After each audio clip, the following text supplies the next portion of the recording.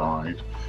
Any minister, whether it's the most important one, the Prime Minister, or the most junior minister, lying to the House of Commons is a capital offence and would have to go. And if the officials have lied when they're advising you, they should go. On the 10th of September, the Prime Minister misled Parliament by saying the full due process was followed. If Mandelson failed the security vetting, full due process was not followed. Misleading Parliament is a resigning offence. The Ambassador has repeatedly expressed his deep regret for his association with him. He's right to do so.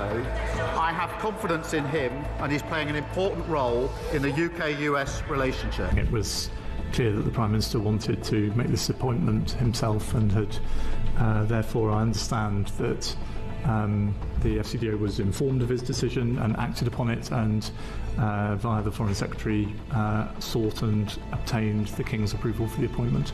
Even the expectation that Ollie Robbins felt quite comfortable, this is what we're being asked to believe. Yes. To hold back this information that he knew that he had that Mandelson had failed the vetting process, and that at no stage that it was necessary to tell the Prime Minister. It's unbelievable. So he either knew and lied on this issue, or he didn't know, and that's just as bad. Can the Prime Minister tell us, did the official security vetting he received mention Mandelson's ongoing relationship with the paedophile Jeffrey Epstein? So clear. Prime Minister. Yes, it did. The Prime Minister, in a big speech in Hastings, said very clearly that Mandelson had passed. He said in the House of Commons that the vetting had revealed an ongoing relationship with Jeffrey Epstein, but not the extent of it. So you've got the Prime Minister publicly saying that the vetting had been done and that he knew about it, and now claiming he didn't know about it, he didn't know there'd been a rejection. I think anybody who has been following the news over the past few months would have been surprised if Peter Mandelson had passed his vetting. The Prime Minister decided to appoint Peter Mandelson. The Prime Minister accepted that the process was going to be sped up. It's the across the UK, on DAB+, on your smart speaker, on your smart TV, and on your side. This is Talk.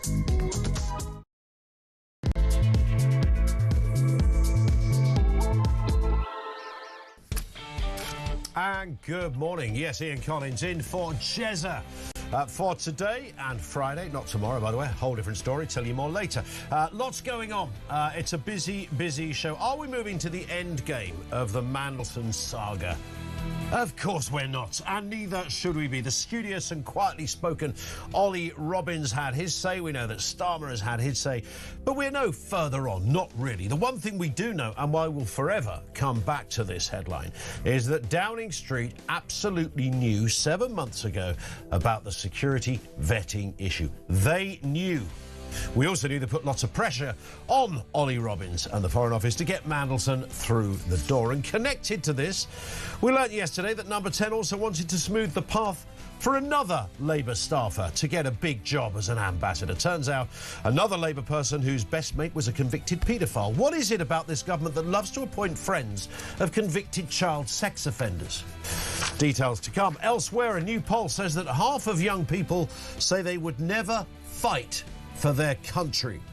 Is this a crisis of patriotism, a loss of faith in the country, or simply a different generation with different values?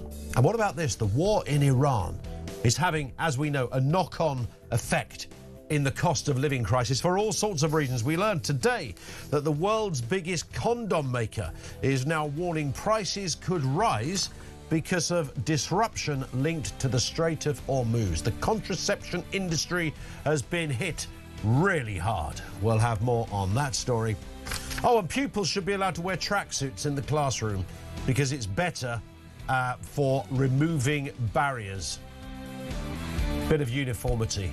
Whip out your trackie, Vicky Pollard. Speaking of Vicky Pollard, we've got Charlie Rowley here, who's kind of male Vicky Pollard, really. Sort of tracksuit.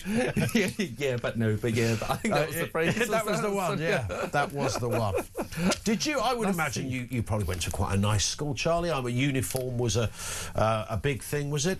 It was for me, I'm afraid. Did you wear one when you didn't have to? No, but I was always very keen to make sure that my tie was the right length at school. Really? And I went to my local comp. I mean, we're from Hertfordshire, and so my comps in Hertfordshire might have had a bit more of a discipline to them. I don't know, but I loved a uniform, I have to say. I did. Do you know what I didn't have? And I don't know why I didn't. So blazers were optional at our school, at our secondary school.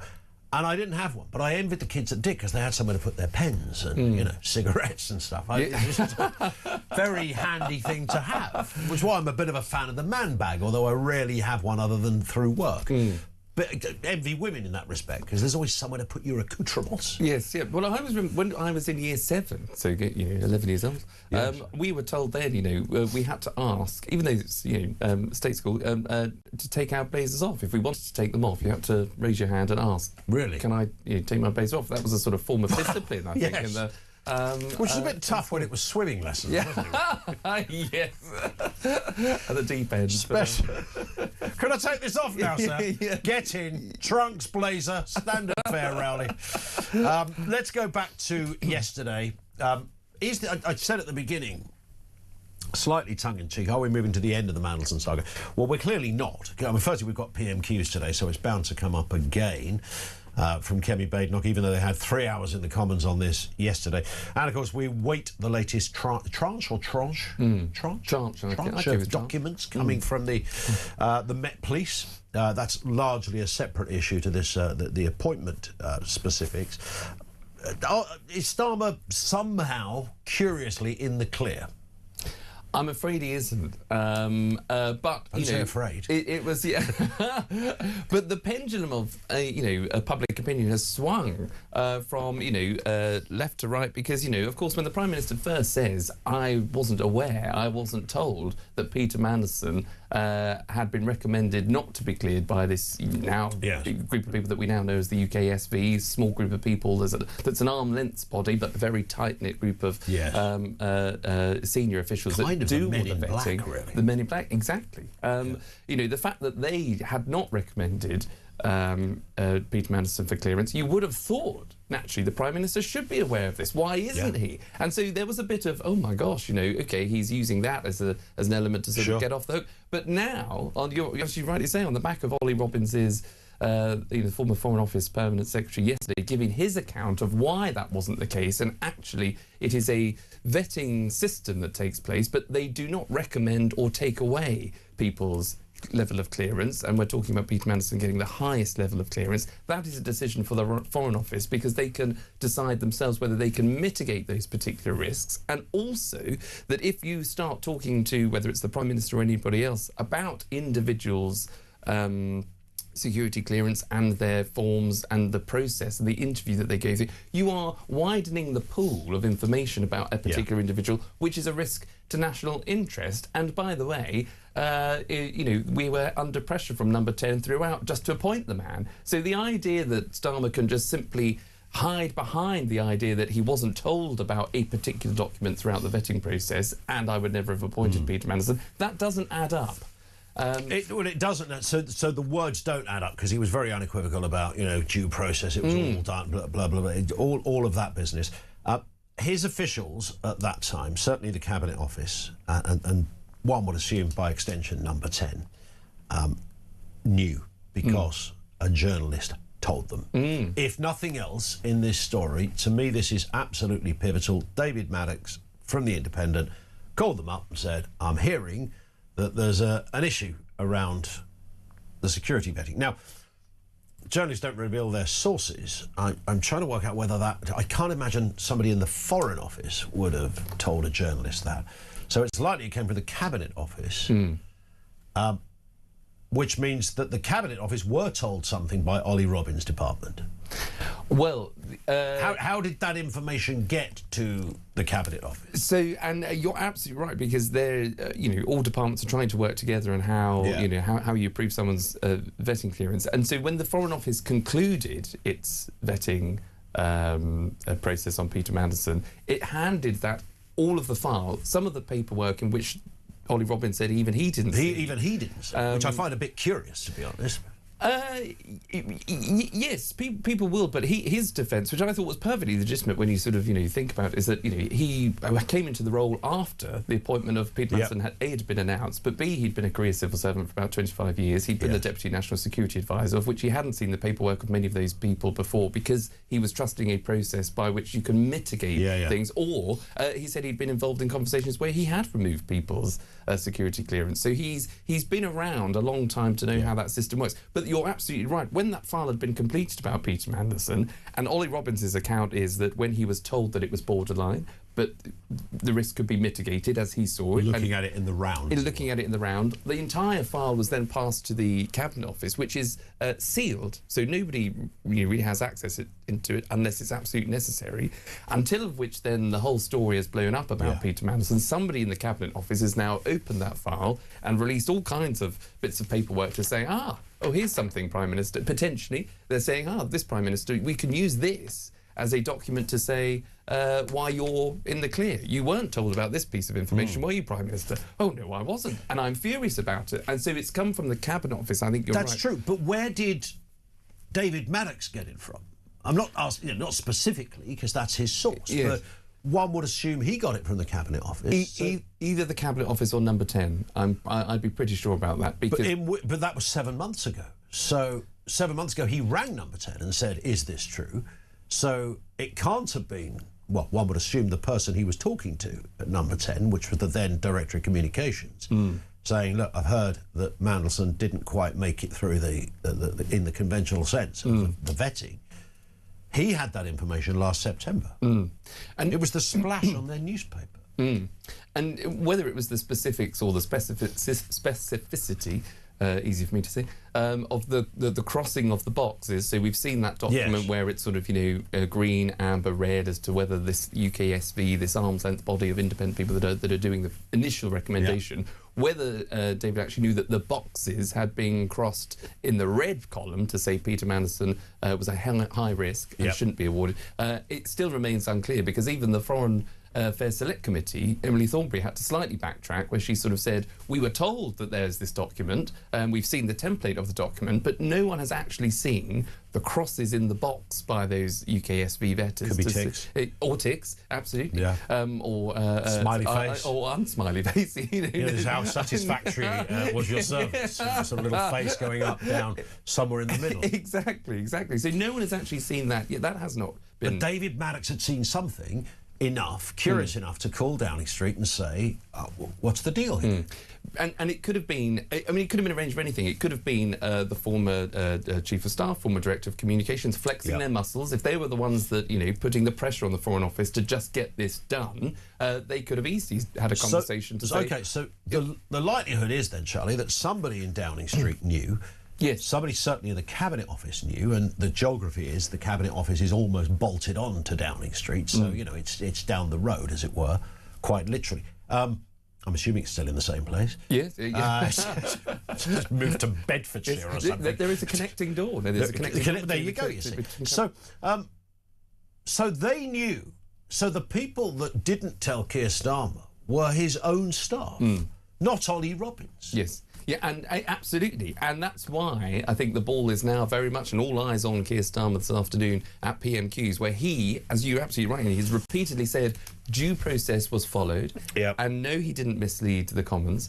And that he was furious about not being told about that particular part of Peter Mandelson not getting, not initially being approved or recommended for security clearance. However, the pushback is all of those things. Somebody in Number 10 knew about it. Yep. You also had a briefing from the Cabinet Office, from the Propriety and Ethics team in the Cabinet Office, that gave you a briefing which listed all of the involvements of Peter Mandelson, whether it's business involvements, whether it's still the relation to Jeffrey Epstein. That should have been enough on its own to not appoint Peter Mandelson. It shouldn't all hang on this one particular piece of vetting that was part of the process, the wider process of appointing Peter Mandelson. And this does come back to the most fundamental question, really, as to why Keir Starmer wanted Peter Mandelson. Because the reality is, and I was listening to Alistair Campbell talk about this, Starmer didn't really know Mandelson that well. I mean, obviously their paths had crossed, but he wasn't part of that original collective of Blairite lovies, or, you know, even Brownite lovies to a certain extent. So why was it so important that Mandelson got the job? And it was interesting yesterday. Ed Miliband was doing the rounds, and I mean, I think he let a lot of cats out of a herd of cats. What's a collection of cats? Oh, cats. Are they? Is it just cats? Cats, I suppose. I heard, you don't just stick an S on it and claim it's a collective noun, Charlie. yeah. Well, it's a collection of cats. A collection of cats. A cattery of cats. It's a litter of cats. Is it a litter of puppies? We'll have to. Does that not just apply when they're babies? Babies, yes. A litter, yes. But the amount of subjects we cover in 15 minutes here is extraordinary. Anyway, he let a lot of cats out of the bag. A shed load of cats came out of that bag yesterday. Ed Miliband wasn't really holding up. This was really telling. Have a listen to him talking to Good Morning Britain yesterday, and you can just hear it in his voice. His position, as we now know from what he's been saying, was quite clear from the off. So this is all around why the heck did they so desperately want Peter Mandelson? Have a listen to this. Look, it was a very risky appointment, and it turns out to be been extremely risky for all the reasons that we now know. I'm not sure. If I'm watching you, I'm not sure what else anyone needed to tell the person at the top of government about this individual that would have made it clear it wasn't just risky, it was wrong. What else did you need to know at that moment? Well, look, it's a fair point. I mean, look, it's a fair point, and he shouldn't have been appointed. That is right. It was a rare moment of slight respect for Miliband there, because a very rare moment, because it's almost as if he went, you know, I'm done with this toeing the line. Let's just all fess up. This was ridiculous. This was a stupid appointment. Forget all the stuff about Epstein that we didn't necessarily even know. Well, we did, but even if you parked that, all of the other elements of Mandelson to be our biggest hit, what was the dire need to get him into that job? And Ollie Robbins said it yesterday, you know, there were constant phone calls saying, have you done this vetting yet? You know, we need to make sure we've ticked every box. Yeah, I mean, and the answer is that the desperation that's clearly was felt in number 10. The desperation to get Peter Mandelson into the job because of and we know that Morgan McSweeney, the chief of staff at this time, was very keen on that appointment. The chap that's now lost his phone. Or had his phone allegedly stolen because... He's a victim of a theft, Charlie. Victim of a theft. Sorry, understanding of the poor man's can happen to anybody, even to a former staffer, senior in Downing Street, with a phone that's hotter than the centre of a volcano in terms of what it contains. Let's have, on that very point, let's have a listen. Ollie Robbins, on that point of the pressure on him and his department to approve this. Morgan McSweeney, the chief of staff, rang Sir Philip and said, in terms stronger than those that I can use before the watershed. I think you should. Well, I'll just say that it was just to prove it with terms stronger than that. Just prove it. Does it accord with your impression when you took over from Sir Philip? Certainly, Philip's handover to me has contributed to my strong sense that there was an atmosphere of pressure and a certain dismissiveness about this DV process, which I hope I've tried already to be honest with the committee about. I don't remember Philip using those words. Also, I'm proud to say Philip's probably not the sort of person who'd report them verbatim. Yes. I love the fact that the MP didn't want to say the F word. But Thornbury, and I know this because where I used to, I found myself having a cigarette with Thornbury outside the studios one day, and she could be salty. Yes, put it that way. She was very pleasant, probably great fun. Like a lot of a lot of these lefties, you know. Get a few beers inside them, they're quite fun. Yes, yeah. In a curious way. Yeah. But there it is, just effing approve it. Yeah. That was the mood music, it seems. I don't think I'm over-representing or misrepresenting Ollie Robbins here. The mood music was that this was a constant. Absolutely, and he talked about, you know, all that pressure coming from private office to private office. So that was number 10 officials calling the Foreign Secretary's office and the Foreign Office officials to say, just get it done. And this was after, as I say, Ollie Robbins came in after the appointment had been announced. Yeah. And the vetting hadn't taken place. And this is against, again, a backdrop of the former Cabinet Secretary, so the very most senior civil servant, Simon Case, recommending to the Prime Minister that the vetting should be done before an announcement takes place. Yes. That never happened. That never happened either. So did all of these people... So Keir Starmer had nothing to do with any of these decisions? Well, then that is another question, because people will think, "Aren't you the man? You are the man running the show. It's literally your job. You have been, and you've told before. You've spoken to the country before to say, don't hide behind your officials. You don't blame your staff. You don't say, you carry the can. That's all the accusations that Keir Starmer laid against Boris Johnson, for example. How could Boris not know there were parties going on in Number 10 during COVID? Correct. How could he not know his own rules? Yeah. Why does he have to rely on his officials? All of this is now coming back to basically bite Keir Starmer, because he's in, albeit different circumstances, everything that Keir Starmer presented himself as being, the former Director of Public Prosecutions, getting rid of the Sleason scandal. We will do things by the book. The process will be followed. It clearly hasn't been. And so that's why we're now seeing a Prime Minister that, by his own admission, says he's come to politics late, which read into that is basically, I'm not very good at politics, but I try and get the big calls right, is what he would try and say. He's now got a cabinet minister, Ed Miliband, that you showed a second ago, giving a candid interview because there's no political direction. There's no political will to save the Prime Minister, I don't think, anymore, because Ed Miliband, I imagine, is now would be a favourite and the front runner, and I believe probably would be the next Prime Minister. Although we were told yesterday by a lot of Labour kind of insiders that he genuinely doesn't want the job. I think one commentator ruled it out completely. I'm not so sure. Boris was always, well, if the ball comes loose from the back of the scrum and there's more chance of him being reincarnated as an olive and all of this, no, don't look at me, don't look at... Until, of course, you have to rise to the occasion, be seen to be that man riding in over the hill, or man or woman, and saying, I can save the Labour Party. I don't want to do it, but reluctantly I will stand and I will save the day. Here's a question, then. Is Starmer now in the clear? Let me throw that to you. 0344 499 1000. You can leave us a voice note there as well, on this and any other connected issue as well. Zoe in Lancashire says, morning Ian, I want Starmer to be vetted. I don't trust him. Fair call. Bill says, Ollie Robbins, as far as civil servants go, like it, he came across as boring, but quite a decent bloke. He's been comprehensively shafted by Starmer. Sadly, what does a guy like Ollie do now? Never going to be a stand-up comedian. Well, maybe he could, in that kind of quiet, almost Roy Walker-esque sort of way, become a stand-up comedian. Yes, I mean, everybody who has worked with Ollie Robbins says that, he's a very decent man. He's incredibly loyal to the system of the state of this country. Perhaps too loyal in the sense that sometimes the system does need changing, or it needs a kick up the backside. Yeah, absolutely. And look, and I had a few dealings with Ollie Robbins when I was in the Cabinet Office back in the day. But he is someone, by his own admission, he was completely straight-laced there. And he says, look, he has been a career civil servant, so he knows the systems, he knows the processes, he knows the civil service doesn't get it right all of the time because it's a big bureaucratic, big clunky organisation. But his job and his the way about him is that he will try to get things done. Sure. Now, and this is the other big question you've got to ask yourself: what do you want from your civil servants? Do you want them just to listen to political figures in Number 10? Okay, ministers decide, advisors advise, ministers decide. You want the civil service to respond to ministers to get the right results, or to get what the government programme is asking for. So do you, as a civil servant, say, okay, I'll just say yes to anything that they say, when actually it could be wrong?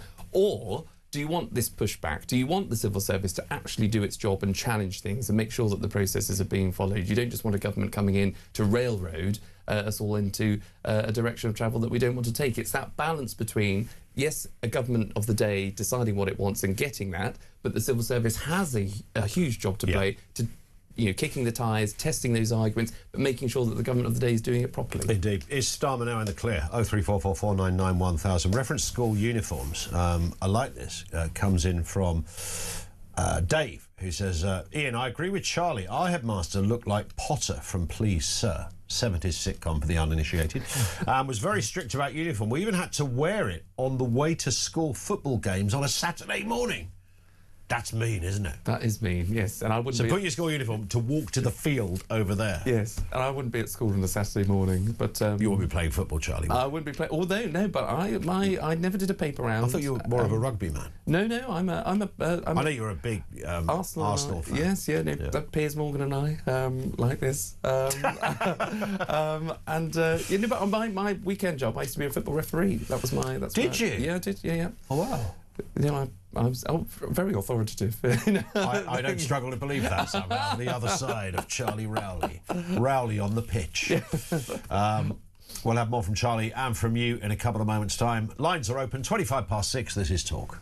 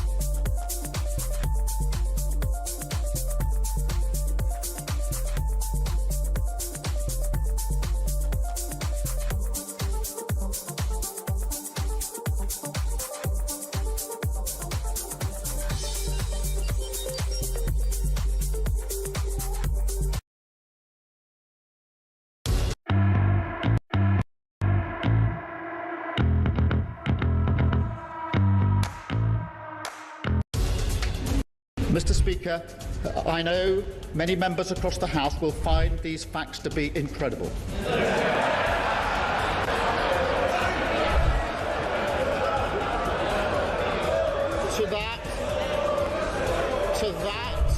To that, I can only say they are right. It beggars belief that throughout the whole timeline of events, across the UK, on DAB+, on your smart speaker, on your smart TV, and on your side. This is Talk. It is Talk. Lots going on here, 27 minutes after 6 o'clock. Let's get a voice note on Starmer. This comes from... Is it from two people? It comes from two people, Charlie and George. Morning, Ian. Morning, Charlie. It's Charlie and George on our way to work again, helping to pay that £40 billion welfare bill. It's just depressing, really, isn't it, with this government keep gaslighting us and lying to us all the time. Whether it's... whether they was told about Mandelson's vetting, we know that's a lie. Whether they're an economist or a chess champion, we know that's a lie. Or whether they managed to pay their stamp duty and they forgot all about it, we know that's a lie as well. They're the worst government we've ever had, and I can't wait to see them gone. Have a good day. But is that Charlie or George? Well... I asked you, Charlie, as if you knew. Well, I think they are regulars to... Yes, they are regulars, yes. So we'll never know. Maybe we'll get George tomorrow, if that was Charlie. But it's a great name anyway. I'm big... But that might have been George. Yeah, it might have been George. I mean, the assumptions you're making here, Charlie, just to confuse things. We've got two Charlies and a George. Talking to Charlies, I don't know if you saw this. Rachel Reeves is under attack for getting us to pay £3,000 for a self-portrait for the Treasury. We can look at that if you're watching us on our feed. There is the picture. It's Rachel Reeves sitting on a sofa with a big red, obviously, exchequer book. Her red box in the background. I don't know what. Is that a good? Is that a good paint? I mean, I couldn't paint it, but you know, if you see kids' art exhibitions, and you know, year 7, 8, absolutely rubbish, and then you get to year 10, there's always one that someone's knocked out a bit of a tasty picture. You go, oh, he's good. Yeah, there's always one there. As you go, it's that, and that's what this is. 3,000 quid. British householders already grappling with Labour's tax hikes have paid 3,000 quid for a portrait of Rachel Reeves. This is a woman that's preparing and is putting your taxes up and commissions a picture for 3,000 quid. The optics aren't great, I think, when this story comes out, and again, people will say, well, everybody has portraits here, whether you're former prime ministers or chancellors, and they hang up in either Portcullis House, the attachment to House of Parliament, or, so, she's entitled to it, but it's that sort of sense of, OK, well, we can do this after. We can do this after we've got the crisis through. We can do this as a bit of a way to celebrate any kind of growth that we might get in the economy, or slip the story out then, or commission it for unveil the painting at that moment in time. But all we know about this Chancellor is that she was taking freebie tickets to Taylor Swift concerts right at the very start of the tenure. This was pre the budget. Pre the budget, yes. Where we were hammered. Yes, yeah, and 2 budgets she's delivered, both of which have taxes have gone up, even when she said she wasn't going to do it. So she hasn't got the best, I think, reputation at the minute as Chancellor when things aren't going according to plan, where we're just not seeing that growth. I don't know how this was done. Did they take a photo? I mean, surely just before she was about to go off and deliver the budget, a fella didn't show up and whip out an easel, did he? Before you go, Minister, I've got a palette here. Yes, just leave the speech in the box, and I'll deliver that later. I'm just posing. Just want to knock out a quick picture. Lovely ornate red books, which seem to adorn every government office. It's the same in the Houses of Parliament. You walk through the corridors of Parliament, there's loads and loads of books, old books, and you never know quite.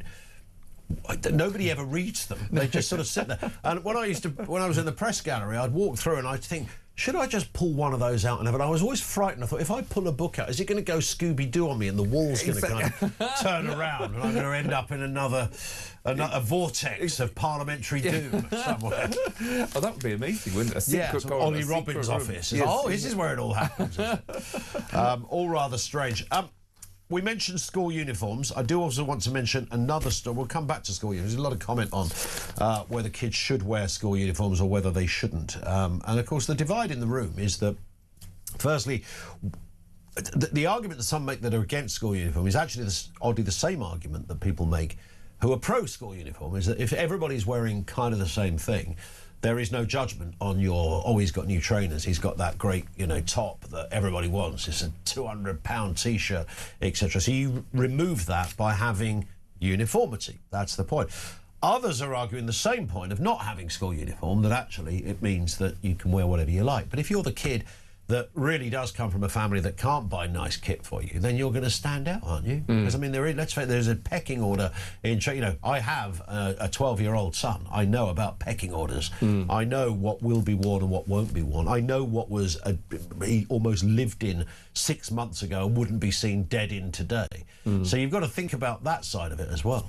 Yeah, I think so. And I think, look, what comes with a uniform is a uniformity of it, but also the formality of it. Whatever the uniform is, you are going to a school where your mind is frankly not developed. The whole point of school is to challenge your mind, to challenge views, to have that free speech, sadly, which seems to be being shut down in a lot of schools at the minute. But it gets you into a routine of, right, I'm putting on my uniform today, I'm going to school, but which you might be doing if you're going to work in later life. What you do later on when you become an adult, so 18, or if you're at sixth form where it's a bit more relaxed, it's a privilege then to sort of say, right, I can be a bit more, where people are a bit more mature, and you don't have that bullying necessarily at sixth form if you are able to lose the uniform. It does kind of change things, and I've got a mate, and we've had like proper rows in the pub over this one. He had some issues with one of his kids, and uniform, he argued, he said, I spent longer in head teachers' offices talking about the hemline of my daughter's skirt than I did her work. And when he put it like that, I thought, that's fair. That sounds like a very persuasive argument. But overarchingly, I think there is something, as you just said, about getting ready for school, being prepared, having a sort of...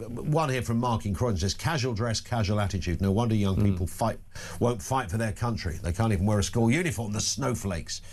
Good point. This one from Dave. Oh no, in fact I did do Dave's one. Collection of cats. Collective noun for cats is apparently, thank you to Anna in Surrey, and also Deborah. It's a colony of cats. Colony, there you go. Or a clouder of cats. Well, now we know. Or do we? I'll sleep well tonight. Someone's driving their car going, no, not the old, you fell for the old colony. Yeah, colony of cats. It's not a colony, it's a catastrophe of cats. We all know that. Maggie says, so Yvette and Ed criticised Starmer's leadership, and I would ask them, what leadership would that be? It's a fair point. One here from Cliff, who says, morning, gentlemen. Use that word very loosely. I think you make a good point, Ian. Why did Starmer seem so desperate for Mandelson to be appointed? Or perhaps who was pushing Starmer to get Mandelson approval? We know Morgan McSweeney was very much the motivating factor. Keir Starmer is the Prime Minister, however. Morgan Sweeney is no one to anyone, so the Prime Minister should be able to go, Morgan, can I have a quick word? Why do you want this bloke so badly in this position? Cliff also says collective noun for cats is maybe a pride. Big cats would be a pride. Yes. It's a pride of lions, not a pride of tigers, though, is it? Who knows? Is it not? I know. We know. Oh, there you go. Yes. Do you know what it is? Titillation. Titillation of tigers? Yeah. Is it really? No. No, I don't think so. I thought that's that sort of leading... We don't know what it is. We are going to probably go down that kind of that route now, aren't we, with this?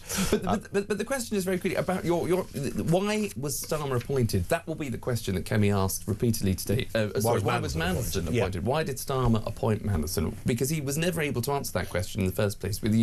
Whether you were told the full picture about the vetting, which you thought you should have been, which wasn't the case, but you had enough information in front of you about Peter Mandelson not to make that appointment. Why did you actually then go on to appoint him? And frankly, as a former advisor, I think the Prime Minister should have. It's too late now, but should have just said, you know what? Actually, I can understand why people feel the way in which they do about Peter Mandelson. He's had a fruity career. He's had a questionable background because he's been in government in and out more times than people can think. But he was the man, I thought, that had the best way of communicating with Donald Trump, an erratic president over in the United States. And he's also someone, to be pretty upfront about it, as a communicator, can deal with the backbenchers. You might not say that publicly, but that's why I think Starmer appointed him, because he's so desperate. He hasn't got that connection with his backbenchers. He needs a political operator. And Peter Mandelson, he hasn't got the Prince of Darkness nickname for no reason. For no reason. I think Ollie Robbins kind of hinted at that point, that the pool of choice. If you only have career diplomats and you don't have anyone who's got sort of an outside experience, a backstory, maybe slightly colourful in certain ways, then you kind of reduce the potential of talent. Yeah, exactly. Because you remember George Osborne was apparently in the frame. Well, only George Osborne said this, but apparently in the frame for Chancellor, for Ambassador. You're absolutely right. But that's you're totally. That's the position Ollie Robbins put out yesterday, which you would have thought, if the Prime Minister could do politics, he could say, OK, thank you, Sir Ollie. That's a good point. I might actually use that as my defence in the House of Commons. Yes. But instead, what did he do? He sacked him. Yes. Prime Minister sacked Ollie Robbins for giving him actually probably quite a helpful get out to say, just go to Parliament and say, look, Peter Mandelson had his faults, but I appointed him on this basis. It turned out to be wrong. I apologise for that. I have apologised for that. But we're going to move on with the new ambassador, and we're going to get on with all the other things that the country needs to be doing. But he can't do that. And a suggestion that there could be legal action from Ollie Robbins after this. Was this a straight unfair dismissal case? Yeah. For a man who claims he was literally doing the job that you're meant to do under a great deal of pressure.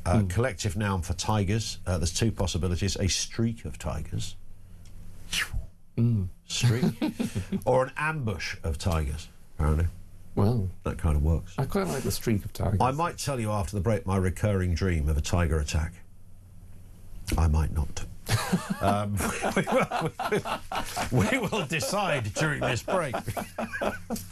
0344 499 1000. Voice note us there as well. You can call on that number. Message 87222. Here's one from Matt. Morning, Matt. Matt in Warrington with a sore throat and a chest infection, but still loading the van. All this shows is that the shadows of in Downing Street behind both parties, they're the ones that run in the country. All these nasty, foul-mouthed little men and women They're the ones that are running the country, not the politicians. They did it with Boris, and now they've done it with Stay Calmer. They've got things on everyone. There's no point having a parliament, really, because these people, these civil servants, they're running the country. They need getting rid of, a lot of them. They need some accountability, because we're shambles. It's a joke. Anyway, I'm going to go get Lem Sip. Have a great show, mate.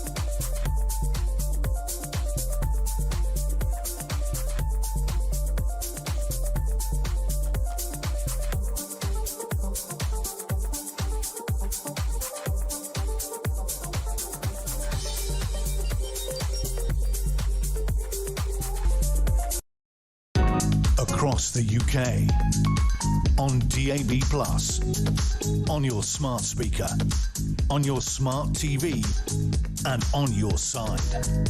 This is Talk. Good morning, welcome back. It is the home of common sense. In a nutshell, Charlie, I say reoccurring, I've had this dream twice for some reason. I'm in my bedroom, a tiger has entered the bedroom, and I've gone, where else would you go? Where would you go? Tiger, top of the wardrobe. I thought, I've got it, I've got this thing sorted. Get on the top of the wardrobe. I know the tiger's tall, but it's not the biggest tiger. I'm there on the top of the wardrobe. I'm stuck on the top of the wardrobe. The tiger is like pouring at me. And I thought, got to avoid the claws, got to avoid the jaws. Claws, jaws. I've got this in my head. I'm looking at the teeth. It's coming towards me. It's snarling. It's snapping. It's surely going to get me. Eyes on the teeth, eyes on the paws, eyes on the jaws. I'm watching all of this. In the end, got me with the bloody tail, didn't it? Whacked me one round the back of the neck. And then that, you know, like a dream, you can't remember what happened next. But is that meant to mean something in reality? Well, that was an ambush. And then about a year later, it wasn't like it was like I woke up in sweats or anything. It was just I remembered it. About a year later, I had the same dream again. It wasn't even my bedroom in the dream, by the way. It was just a standard bed, a tall wardrobe, me crouching on the top of it, and this vicious tiger determined to grab a bit of Colin's thigh. Well, he's only human. Yeah, it's only tiger. Well, that was an ambush of tiger. It was an absolute ambush. Yes. Have you been on a safari? I haven't been on a safari. No. There's nothing links you to tigers. No. There's nothing, you know, as local zoo or something that you sort of. And I don't even know how it got in the house because I don't leave a key under the mat or anything. Left the back door how open did it get or in? something. Christian, our producer, has just suggested maybe too much cheese before bed because isn't that proven that cheese does monkey around with your mind?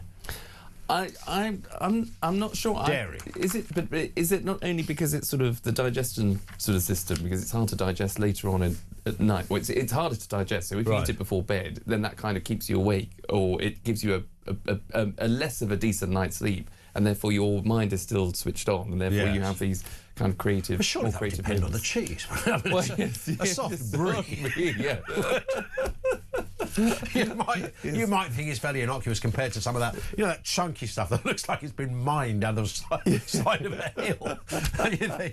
Like you hit it like that, that's what it sounds like. You'd think there'd be a difference in that. I want to bring in this story as well about Brits. A report, a poll shows that half of young people say they would not fight for Britain. What is behind? Is this a crisis of patriotism? Is it about faith? What's the thinking behind this? Yeah, and it's a number of things. It's about people not wanting to fight for their country because they feel they're not having the opportunities in the country. So it's about jobs, it's about incomes, it's about social media and society and societal breakdowns, and therefore why would you fight for this country? What is, you know, if you feel not invested, if you don't feel engaged, if you don't feel as though that there are opportunities within your own country, then it's a sort of, well, why would I bother fight to defend a system and a country that just isn't working or doesn't work for me? So it is a sad outcome of this poll. It's kind of, and obviously loads of things shift. You hear these sort of incredible stories from back in the beginning of World War I and II, for that matter. You know, kids faking their age because they wanted to fight. They wanted to be on the front line. Imagine seeing your little 15-year-old going off to sit in a trench where your chances of survival, as we now know, were pretty minimal. I'm sure they didn't realise that quite then, but there was a thirst for it, a sense of duty for it. But I guess then the options of that cohort were, well, you know, nobody was thinking, oh, I'll stay here and monkey around on my iPad. No, you won't, Jimmy. It's 1918. There are no iPads. Yes. You know, the options were different. The value system was different. The perception of state, your relationship with monarchy, everything was different, I suppose. Yeah, absolutely, and you're totally right. I mean, now, you know, we've got people, grown men coming into the country, faking their age as sort of, 15, 16 to get asylum, rather than being upfront about their age. But the mentality is totally different. It would have been, you would have been adored for going into the armed forces, to saying, yes, I want to defend my country, I want to serve. It was an admiral thing. It was a brilliant thing to do. But now we have obviously the cutting in the numbers of our armed forces. From used to have about over 100,000 back in about a few years it's ago. Half from when the Cold War was half an hour ago in relative history, and we have half the amount of, this is the army, in fact less than half, I think I'm right in saying, of army personnel now. Yeah, absolutely, and some of that is topped up just by reservists rather than full-timers, but all doing brilliant active service. But there is a mentality because of whether it's political shifts in, wokery, whether it's about sort of, people are a bit sort of, why do you want to fight somebody? Why do you want to be in a conflict? Surely you want to be just, all peace and love. I mean, I suppose you could look at this the other way around and say half of young people would fight for their country. There's a positive spin on it. My 7-year-old, for some bizarre reason, keeps talking about, I'm going to be in the army, and I'm thinking, oh God, imagine that, him going off to Iran or Iraq or something. And then I thought, well, actually, for a lot of the time in the army, you could be learning a great trade, you could be learning a great skill, you could be seeing the world, you're probably not going to be on front line, hand-to-hand combat anywhere. So there will be potential risks. When you sign on the dotted line, you sign up for the ultimate potential risk. But broadly speaking, you could do 10 years in the army, never ever get into any kind of physical battle, and come out as a great engineer, or come out with some other amazing qualification. You could be, some other skill, practical skill that's going to see you well. You could find your way going up the ranks in the more sort of official side. Who knows? We interview these guys all the time. Former lieutenant colonel, former major in the British Army, etc. But those people started out as soldiers. No, I think, look, the two adverts that just initially spring to mind is the army, which I think still says be the best, and the navy for me in particular is the best one, because it's I was born in Aberdeen, or I was born in Carlisle, made in the navy, and it's sort of that's what makes you. It's by having that skill. But then when you think about it, and what a great career you could have, and what great skills you could get from it, the idea that you could then find yourself as a former veteran homeless in this country and don't get the support from government. You should never be have served in the armed forces and ever be homeless. Totally. I mean, that just should go with the territory. Totally. But they are, and we hear about them all the time. All the time, that haven't got the support from government, and that is an absolute travesty when you're seeing, again, and this is why people are so disengaged, because if you see, for example, the unfairness and the inequality of people that come over illegally in small boats are then handed things like hotel accommodation and given the NHS appointment and the dentistry. Accommodation if you come over on a rubber boat, but not if you've done 4 years in Iraq. That is a disgrace. I mean, you can't that up. When I was a kid, I used to go to I remember sending off for the Navy literature and the bits, and then the Army Career Centre. Do they even exist, those places? There used to be one in Bromley, but I doubt whether that's there, just by the Glades shopping centre. But down, I think it was Tannery Lane in Ashford, there was an Army Careers Office. I used to go in there. I think the fact is, when I was a kid, I loved a brochure. Yeah. I loved a brochure. Travel brochure, anything at all. I loved it. You know, I could spend hours with my snout in a catalogue. I was good with that. But I was kind of seduced by the idea of this very early in your, relatively early in your secondary school life. There was this sort of floating career option, whether it was a friend of mine, in fact, my best mate at school, we never kept in touch, which is bad, really. He joined the RAF, and I completely lost touch with him. And I was just watching the TV one day, and they were doing a thing about the Red Arrows, and they said, will you please welcome Flight Lieutenant Richie Matthews? And I thought, that's Richard! It's my schoolmate. He's a flipping Red Arrow pilot. How has he done this? And he was like number 2, I think.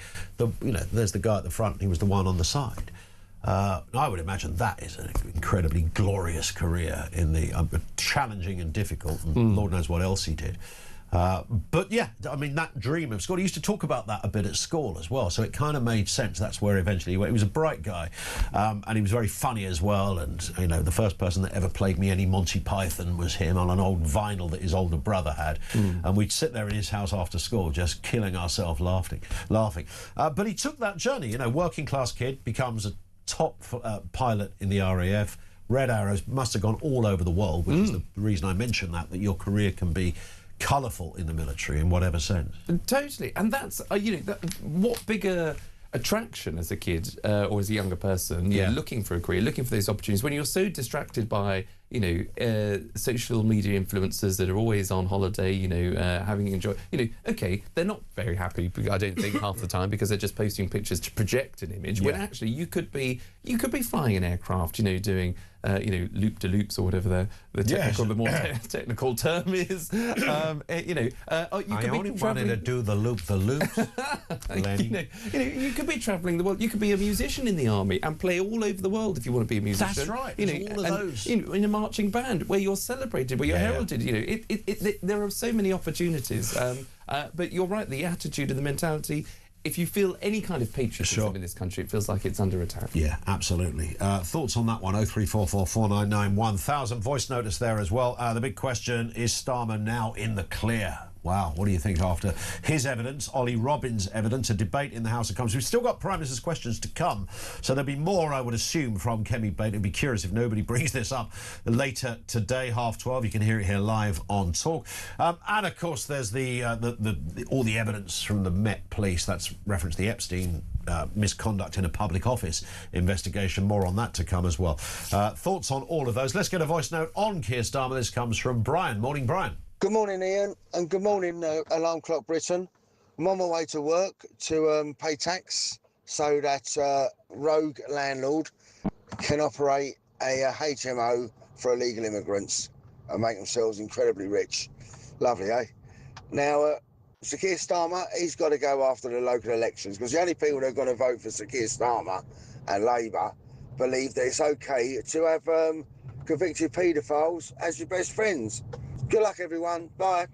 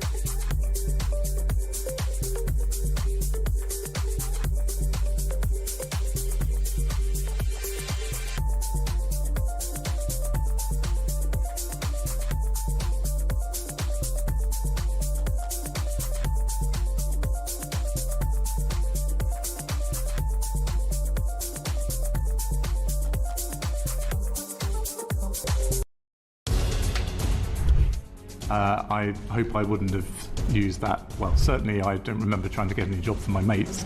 Can you get a job? Can you help get a job for ex's mates? But don't tell the Foreign Secretary. I don't think it's completely surprising that the Prime Minister would be so sensitive about the way in which he was dealing with a member of his senior team, and particularly a Director of Communications who's in minute-by-minute contact with the media, that he would want that kept to a very, very tight group of people at the time. Across the UK, on DAB+, on your smart speaker, on your smart TV, and on your side. This is Talk. It is Talk 5 to 7. Guy in Oxford says, morning chaps, not sure what you were watching, but Miliband was smartened up. Haircut and tan, and then threw Starmer under the bus. Not his usual way of dealing with any confrontational questioning. That was positioning himself for a move, Lord help us. Yeah, I did rather think that with Miliband. Not once, twice, maybe three times yesterday when he was asked that same question. Miliband had that same... He might as well have said, I don't know what Starmer was thinking. He might as well have said that, because all his body language said it. His words were, we should never have appointed him. I wouldn't touch him when I was leader.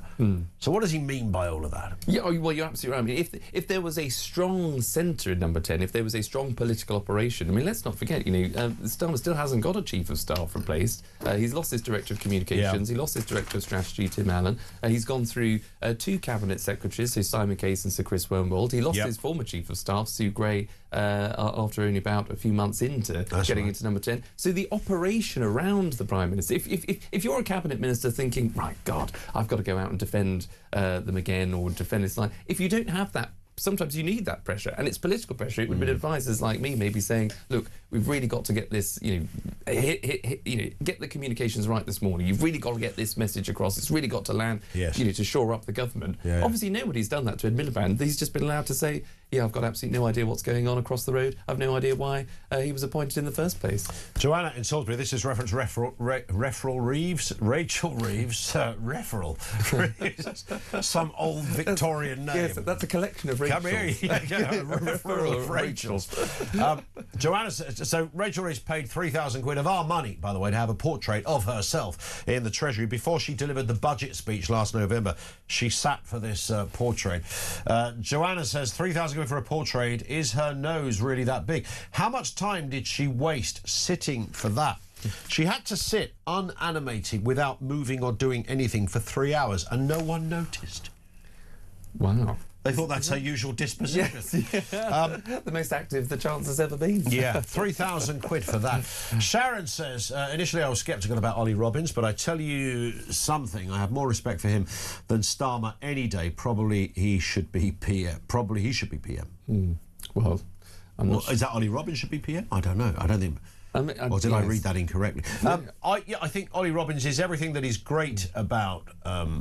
the few things that are great about public servants, but did highlight some chinks in the armoury of what is wrong with the civil service as well yesterday, in terms of, protocols and systems. Well, we have to do this, we do it like this, it's not for me to ask. Apparently, when you fess up to an intelligence, so these are the men in black, literally, that come around and interview people that know you or did know you, a former partner from 20 years ago, the gym you were a member of 25 years ago because it was in a particular place of interest or whatever, clubs did you collect something that, who did you meet when you met together to discuss your mutual love of collecting rosettes or whatever it was you did. So they talked to these people, that apparently that information remains between you and the intelligence person. It doesn't go anywhere else. And the intelligence person makes advice. The specifics, as it goes through the system, are sort of lost in some respects. But surely, if somebody said to you, is this person reliable? You said, yeah, they are reliable, but every weekend they go to Beijing and play golf with the president. wouldn't that bit of information be specifically... They wouldn't just say, no, I'm going to give him an amber light for that. Yeah, it would be, absolutely. But the Foreign Office would then be able to, on the back of a certain amount of information, would be able to then, or should be able to mitigate that by saying, right, when the ambassador or when somebody or whoever it is going to Beijing, we have to have increased security. We need to make sure we've done an absolute sweep of all the rooms. We need to make sure that they're not doing... Which is the mitigation that he talked about. Which is the mitigation. So we can get the advice could be we border on don't, but it's not a decision. Exactly. It's advisory. Exactly. Charlie, we're out of time. We will speak to you very soon. He's back next week with Jezza right here on Talk. Let's get the latest news headlines. The time now is 7 o'clock.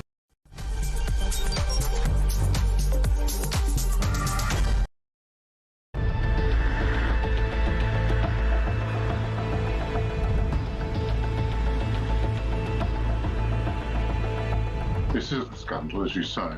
If the Prime Minister's knowingly lied, any minister, whether it's the most important one, the Prime Minister, or the most junior minister, lying to the House of Commons is a capital offence and would have to go. And if the officials have lied when they're advising you, they should go. On the 10th of September, the Prime Minister misled Parliament by saying the full due process was followed. If Mandelson failed the security vetting, full due process was not followed. Misleading Parliament is a resigning offence. The ambassador has repeatedly expressed his deep regret for his association with him. He's right to do so.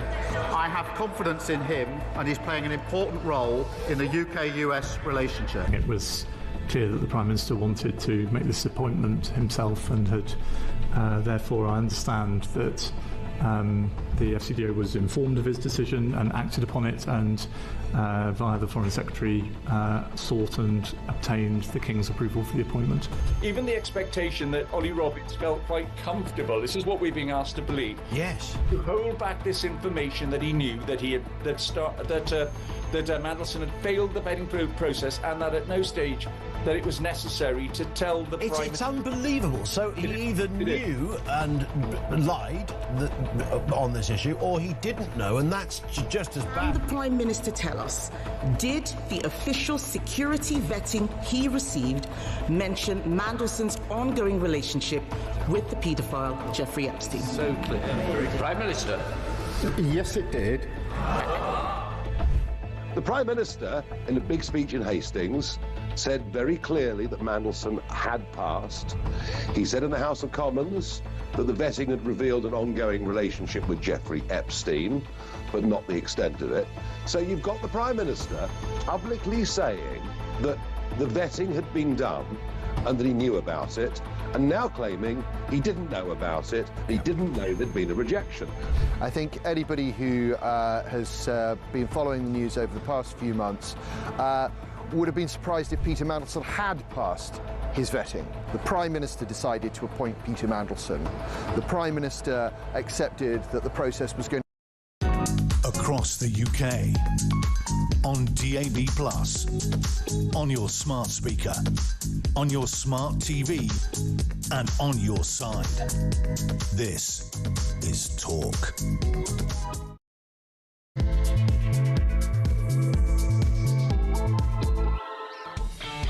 It is Talk Breakfast. Yes, good morning. It's Ian Collins in for Jezza right here at the home of common sense. So much to get through here this morning. We sort of began by asking or mulling over the idea, are we moving to the end game on the Peter Mandelson saga?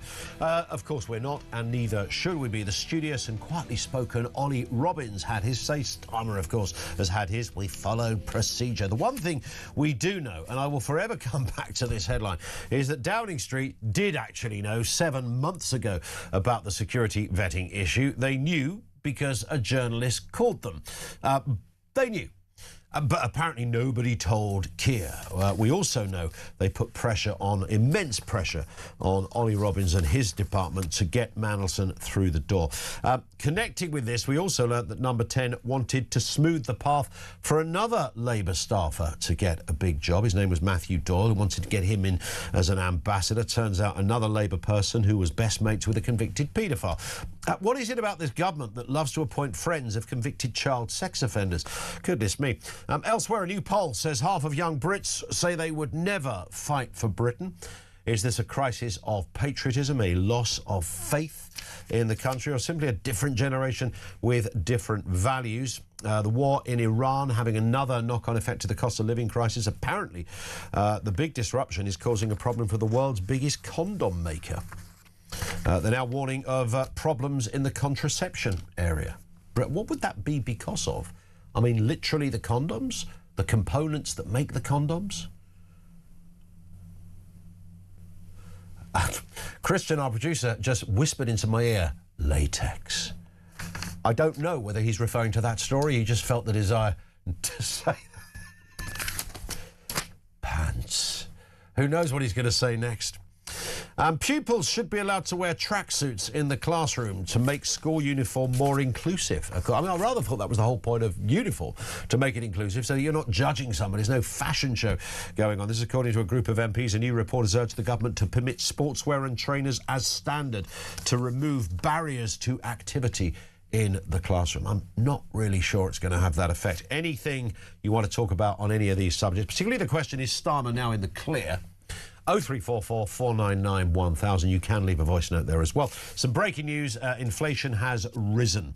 3.3% in March. It was 3% in February. This is the wrong direction of travel. This will be a complete headache for the government. It's going to be a headache as well for those with a mortgage. It has all sorts of implications. Don't expect rates to come down any soon. 3.3% up from 3% in February. Let's get a word on the big stories. We have Isabel Oakeshott with us, Talk's international editor.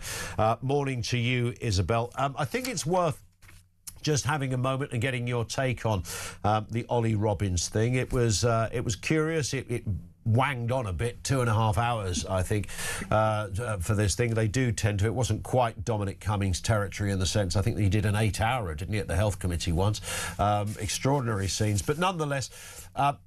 I mean, what we heard from him is that there was a process that he followed, and Keir Starmer says there was a process, and he didn't tell Keir Starmer about the process. He says he wasn't meant to tell Keir Starmer that bit of the process. That's not how it works. It's never how it's worked. He's in the clear. He's lost a job. Might have a case for unfair dismissal. Who the hell knows? What did you make of him specifically, firstly? Yeah, I was reflecting on this last night after hours of listening to him and then writing about him for The Telegraph yesterday and talking about him a couple of times on our station. And I think my sort of number one takeaway is, could anyone have listened to all that he had to say and believe that this was his fault, that any of it was his fault? And my answer to that was absolutely not. This is a guy that is steeped in proper protocol, and we can argue about whether or not the protocol is right, and Keir Starmer clearly agreed that the protocol isn't right, but I was left with the impression of someone that was actually incredibly decent. You know, time after time, he refused Emily Thornberry, the chair of the Select Committee's coaxing entreaties to land any of his colleagues in it. You know, she repeatedly pushed him to name names. You know, who was it for? I know what she was after. Yeah. I don't blame her. You know, she was doing a really good job, I think. She has an axe to grind with Starmer because he treated her appallingly. Yeah, there's no love lost between her and Starmer. That's for sure. He basically dumped her from the top legal brief. Yeah.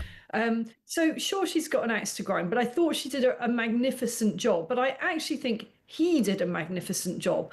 He patiently, forensically, meticulously explained everything that happened. At no point was I left thinking, that guy's covering something up, you know, there's something that he's just not telling us and someone's bunged him a load of money and he's just being a bit shifty. He just wasn't, was he? He was really straightforward. This is a process. I must say the process tremendously complicated.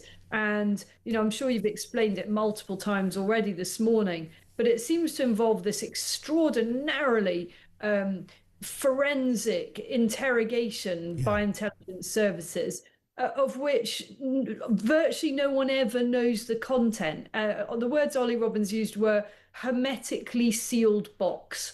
And that's how it is. And there's good reasons for it to be like that. But as we've seen in this case, hermetically sealed boxes can be blown up, and that explosive can cause an awful lot of damage. And where things are at now in terms of that process is people are saying, well, sometimes hermetically sealed boxes need to be very carefully opened in certain circumstances. Absolutely, and you've hit on exactly the point I was making. I think Ollie Robbins showed us the sort of almost the best and the questionable parts of our public life, public service life, in the sense that I think he is exactly the kind of person you want in those roles. He's diligent, he's clearly intelligent, he's will obsess over the details and knows how the system works, and he's dutiful to his country in doing so and takes it very seriously. But in that information that we got, I think we could see the cracks in the system where you think, well, maybe the system shouldn't be like that. That's not his fault. But yes, I thought he came across incredibly well. I want to play you this clip as well, Isabel, from yesterday. This is as close as he got to criticising Keir Starmer. Let's have a listen. Regret that this process was not done before announcement. I regret that the due diligence process, which threw up, as I understand it, serious reputational risks, didn't colour the Prime Minister's judgment in making the appointment. There's quite a lot about this situation over the last year and a half I regret. I had no regrets about the work of my brilliant team and the judgment that we came to. Interesting. So, yes, it rather goes back to that question again. We've raised this morning, Isabel. What was the desperate need to get Peter Mandelson into that job? Yeah, I mean, I suppose I'm left looking at him again with just this impression he is a civil servant. Now, the rest of us are thinking, if it were me I wouldn't be in that job because I'm not nearly careful enough. I'd be a political appointee and I'd be thinking, yeah, okay, there's all these rules, but the bottom line is that there is something really bad in this intelligence that is making our security services very hesitant, if I could put that modestly. Yeah.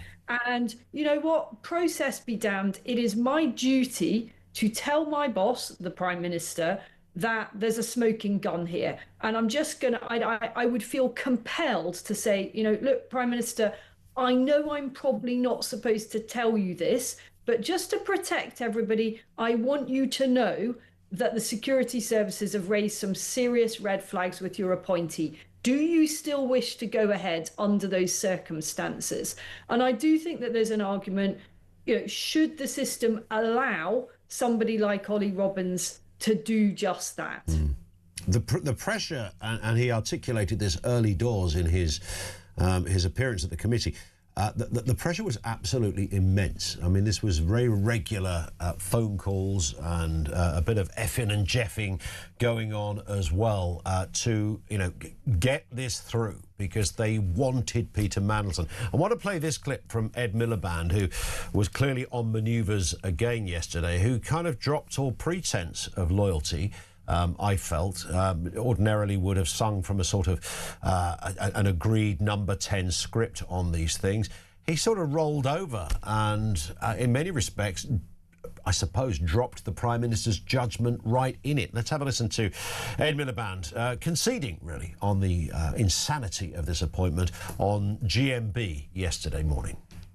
It was a very risky appointment, and it turns out to be been extremely risky for all the reasons that we now know. If I'm watching you, I'm not sure what else anyone needed to tell the person at the top of government about this individual that would have made it clear it wasn't just risky, it was wrong.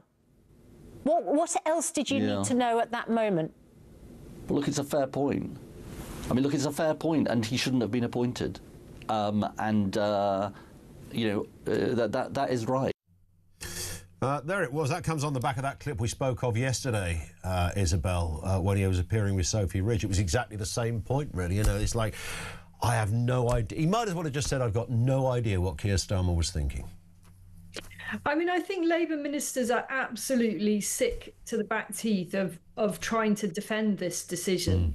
Even the Prime Minister himself's not defending the decision anymore. What more is there left to say? The man won't resign. And so these poor cabinet ministers, if we're ever sorry for them, which of course we're not because of all the damage they're doing to our country, these cabinet ministers, misjudged as they all are still having to talk about this damn subject. And all they're thinking is, you know, ye gods, there's an election coming up in a few weeks' time. Yep. My local council's going to be absolutely decimated of Labour councillors. And I'm here on national television still talking about Peter Mandelson. It is a terrible look. It is a total diversion of all their intellectual and political resources. And they're all going to pay the price. Final question on Starmer then. Is he in the clear? No, of course he's not in the clear, because in the end, it goes back to what I said at the beginning. Did anyone think it was Ollie Robbins' fault? No. So whose fault was it? Starmer's fault. He's admitted it's his fault, and it's not gone away. So no, he's not in the clear. The question is, what are the mechanics for getting him out? And, you know, we've seen a Prime Minister, Boris Johnson, still try to hold on when something like, do you remember, about a dozen ministers resigned to try to get him out? It can be incredibly difficult to get prime ministers who don't want to leave the job to leave the job. And it will be fascinating to see whether or not the Labour Party cabinet or machinery can find a way to do this if Starmer is insistent on digging in his heels. A couple of other stories to look at here, Isabel.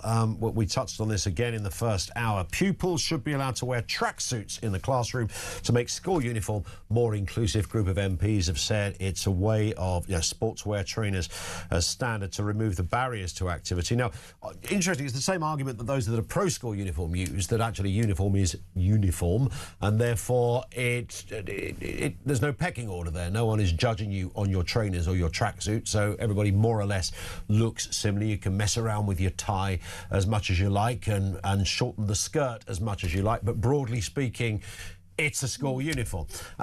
These guys, these MPs are saying, well, actually, no, if you let people wear their own thing, then you actually remove barriers to activity.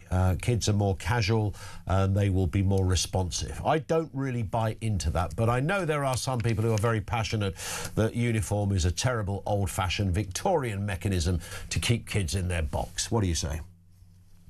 It probably won't surprise you that I'm extremely conventional on this, and that there's overwhelming evidence of the good that the uniform does. I'm thinking of a prime example of this is Catherine Birbalsing's amazing school in North London, Michaela, which is in one of the toughest parts of the country. And Catherine Birbalsing runs an incredibly tight ship, often criticised for being far too strict. Her pupils aren't even allowed to talk in the corridors. Discipline is at the core of that school, and she does it because there are so many children there from the toughest and very, very different backgrounds, and they all have to have things that unite them. And one of those is that it's expected that they turn up every day on time, looking fit and ready for learning, and they all wear the same thing, the regulation uniform. And I think it's part of what works. You know, I think otherwise, how low do you go? How about we all just turn up to work in our pajamas? You know, it's a respect thing. It is, and that was the point she made. You know, why even bother? You know, why bother coming to school at all? Maybe we'll just make it online learning because some people have a tough time getting to school. You know, you can't chip away at this stuff until really there's nothing left that binds. I would agree. Although people do go to supermarkets in their pajamas on occasions, which I find. I mean, that's just unbelievable. It's deeply upsetting and just weird. Yeah, I don't know what that's all about, and seem to do so without any sense of self-awareness whatsoever. Someone with slippers and a dressing gown, you know, in the bacon aisle. What the hell's going on? It should be said as well, I've got a 12-year-old son, and the idea that, I mean, 6 months ago, you know how quick kids grow up, Isabel. I do. Stuff that he would wear 6 months ago, he wouldn't be seen dead in today. So if I suggest, why don't you just put those trainers out, which I'm not wearing those, why would I wear those? I'll get laughed at if I wear those. Now, if you transpose that into a school setting, it would be a nightmare every single day. Absolute nightmare. And how long would they take to get ready in the morning? I mean, I've got 2 young teenage girls. It's a nightmare even with the uniform. Yes. You know, the amount of negotiations that have been conducted in this household over skirt lengths. You know, I'd probably be pretty effective negotiating the Straits of Hormuz at this point. You know, tailors have been involved, skirts have been shortened too much. We've then had to buy new skirts. You know, can you imagine the hell if there was a total liberty, particularly for girls, I would say. Absolute disastrous idea. What was that thing at school with the skirt length thing? I mean, I said in the first hour, my mate, who's very much against everything we're saying, he's had his own experiences with school and uniform and everything, and he said, and it wasn't an unreasonable point, so he doesn't like school uniforms at all. He's a little bit, you know, he's a very bright guy. He's got a bit of a hippie side to him, as my mate Dave. And he said he spent more time talking to head teachers about the length of his daughter's skirt than he has about her academic work. He said that can't be right. Yeah, I mean, I'm afraid to say that I'm in the same boat. Now, I do have sympathy here. You know, I'm in the Middle East and there's cultural things here. And, you know, also, although people parade around the streets of Dubai wearing less than you'd see on women on the streets of Liverpool on a Friday night, in school settings, they are incredibly strict about length. And honestly, it's driven me to distraction trying to explain this to my girl.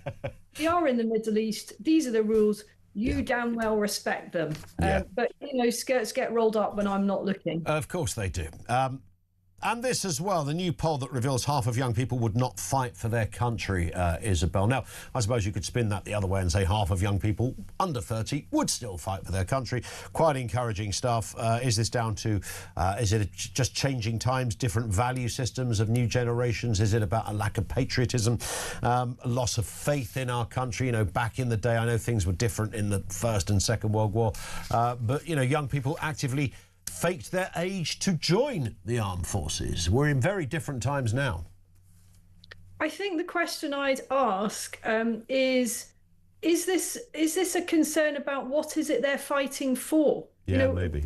I think we're in such a bad place as a country on so many measures, and we won't bore everyone by going into them all. I feel that young people might say, well, you know, what is it I'm trying to fight to keep? You know, I don't like the look of so much that's happened to my country. Am I fighting to keep things as they are?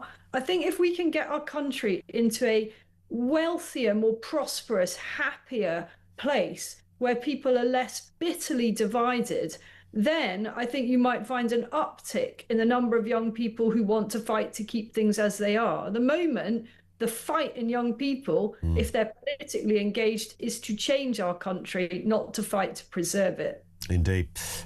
Isabel, great to have you. Oh, by the way, I should just mention, by the way, about the great condom shortage. Apparently, as a result of the war in Iran, the biggest manufacturer of condoms are suggesting that there is a problem here. The fallout has caused the issue.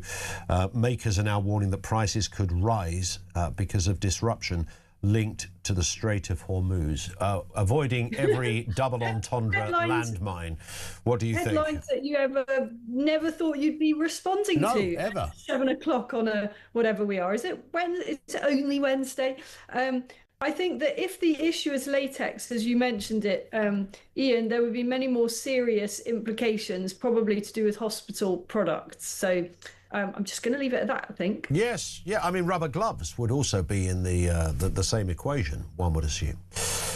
Isabel, thank you. Have a great day. Isabel Oakeshott, Talk's international editor, with us on the programme. A lot of comment as well about fighting for your country. John in Paul says, you asked would I fight for England? My answer is never in a million years. Fight for what? The question should be, what country in their right mind would want to invade the UK? All they would get is an island full of loony lefties and imports. Great show, mate, says John in Paul.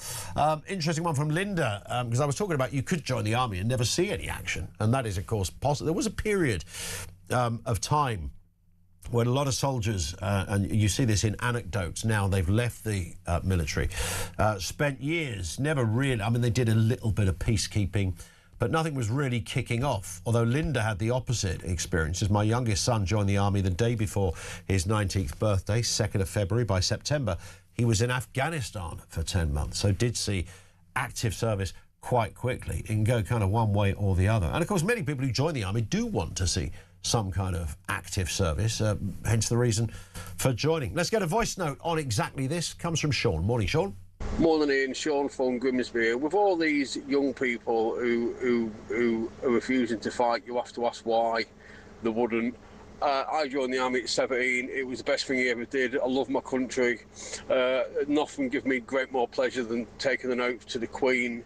Hundreds of years ago, oaths meant something.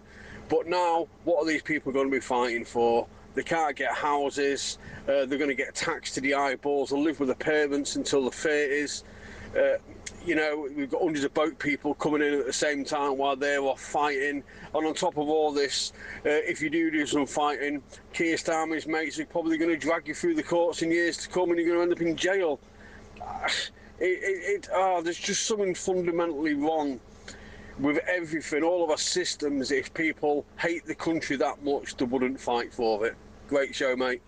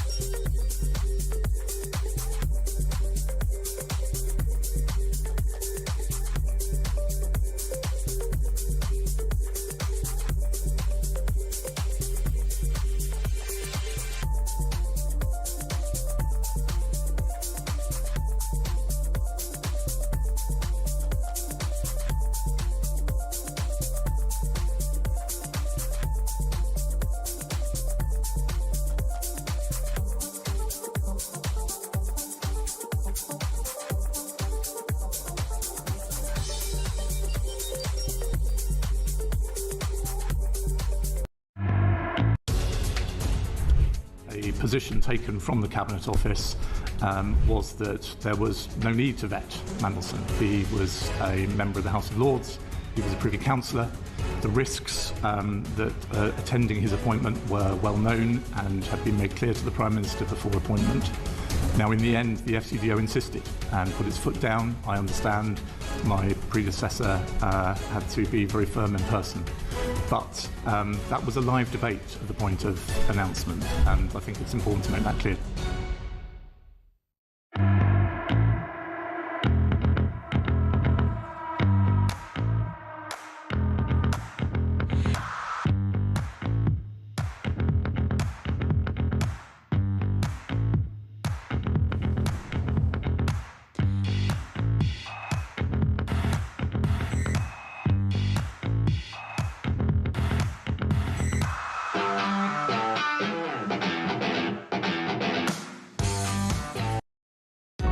Across the UK, on DAB+, on your smart speaker, on your smart TV, and on your side. This is Talk. It is Talk. Yeah, good morning. Welcome. The home of common sense. So much to get through. Ian Collins in for Jezza for today and Friday. Not tomorrow. I'm actually off tomorrow, so it's somebody filling in for me while I fill in for somebody else. In fact, it's Harry Cole. Harry Cole is going to be broadcasting live from the States, so we'll have the intel on that side on... No, Harry Cole is filling in for me in the afternoons because Mark Dolan is filling in for me as well. But at a different time zone. You're following this, aren't you? Jezza's back on Monday. That's what you need to know. Andrew in Tadley in Hampshire says, the condom price increase, won't Durex do the same as most of the chocolate manufacturers? Instead of increasing the... I already know where this is going. Instead of increasing the price by 30%, just make them 30% smaller, just like they do with Mars bars. Maybe they will do that. Some of us will be fine with that. And this comes in from Neil, who says, I'm a Brit who lived overseas for 30 years. Before departing, I did try to join the Royal Marines, but failed in my application. So it's a case of I would have fought to protect the country that was.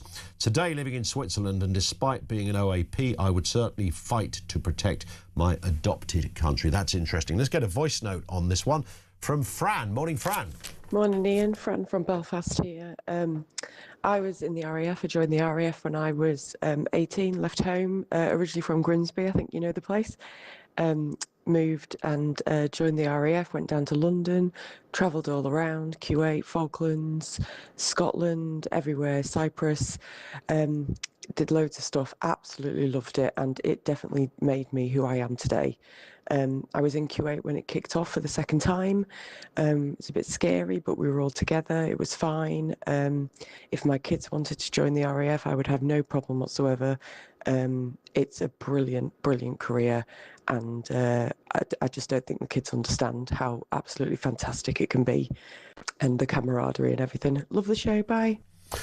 Fantastic précis of Fran's experience serving in the military. Let's get a word with Simon Diggins, military and defence analyst. Simon, good morning to you. Ian, good morning to you. How are you? Good. Lovely to have you with us. Interesting, when we were first booked to talk with you, this story wasn't around, but obviously, given your own career, it's right we get a word from you. Half of under-30s would not fight for this country. What's going on? I think two things. The first is a bit of historical perspective. If you asked young people prior to the Second World War, that if you remember the famous story of the Oxford debate, there was a number who said that same things are. I think the challenge we've got, though, and this is the serious bit now, is actually making sure that people understand the threat we're under and also recognise that it's maybe different from before, but that our security, our overall security, and everything that we hold dear relies on the fact that we've got a strong national defence. And I think that conversation hasn't yet started. There was a move over the weekend. Some very senior officers who started talking about starting a national conversation on defence. We have also had some very positive noises, if you like, from the government. But as those positive noises have not been backed up with anything, people are probably saying, actually, they're not really serious about it. I mean, we've got this horrible issue, so rhetoric and reality. Until the government actually does what it says it's going to do and actually says and reinforces the messages apparently it's trying to get across, that we need better national resilience and defence, then I think young people are going to come to the conclusion it's not serious, and I think that's the challenge. Yeah, there is that, isn't there? And I was looking at the numbers. I mean, you know, when you were serving, you were a senior army officer, you know your way around, you know, many of these sort of controversial areas in the Middle East, Afghanistan, Iraq, Ukraine, etc.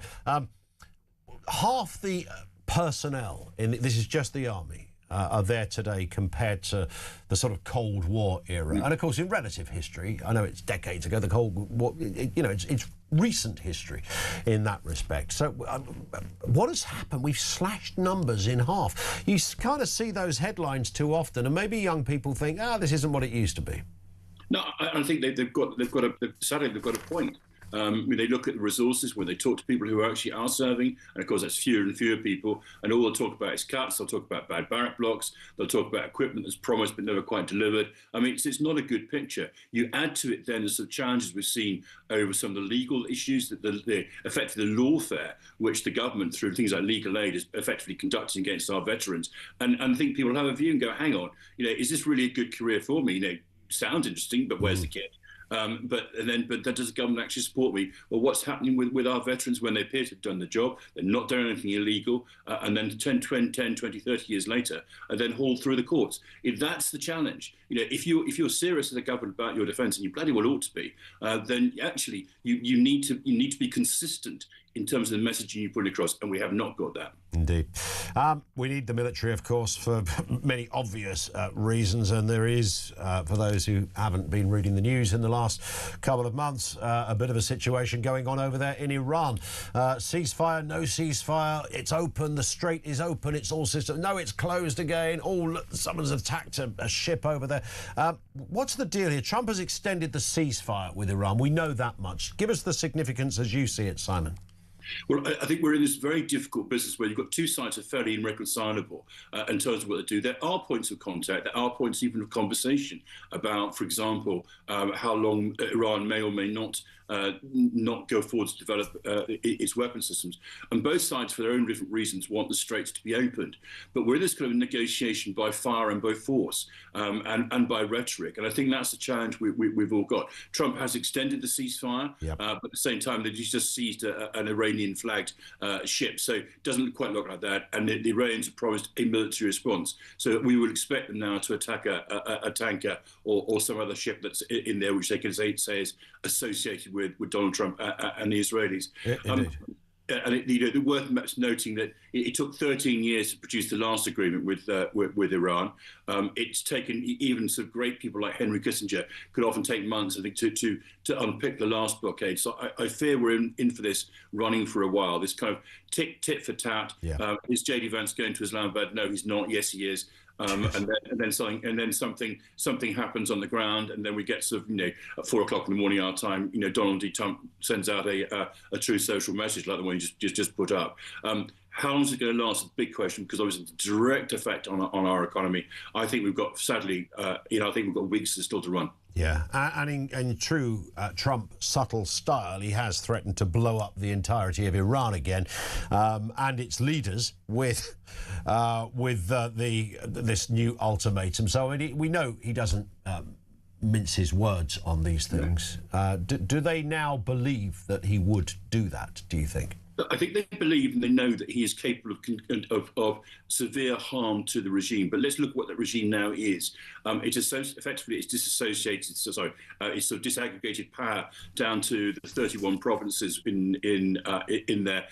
Insofar there is central control at all, that the lead on that is IRGC, but there are others as well. I mean, when they turned up for their last set of negotiations in Islamabad, some 70 Iranians turned up. So that the impression that was left both to the Pakistanis and to the Americans was the real negotiation was going on inside the Iranian delegation and not really between the Iranian delegation and the Americans. And therein lies the rub. Who are the Americans actually talking to? They say, well, we're talking to the Iranians, but which bit of the Iranians are they actually talking to, and who actually has control at a particular moment? And all this really does is just add to the confusion, would be an obvious word to use, but also the difficulties of creating any kind of compromise solution between them. Yeah. And when we speak again, Simon, which will be very soon, I'm sure, this story will have changed once more. Simon, great to have you on with us, former Army officer of many years, military and defence analyst. Simon Diggins with us on the programme. Young people not joining the armed forces, half of under 30s say, nope, not for me.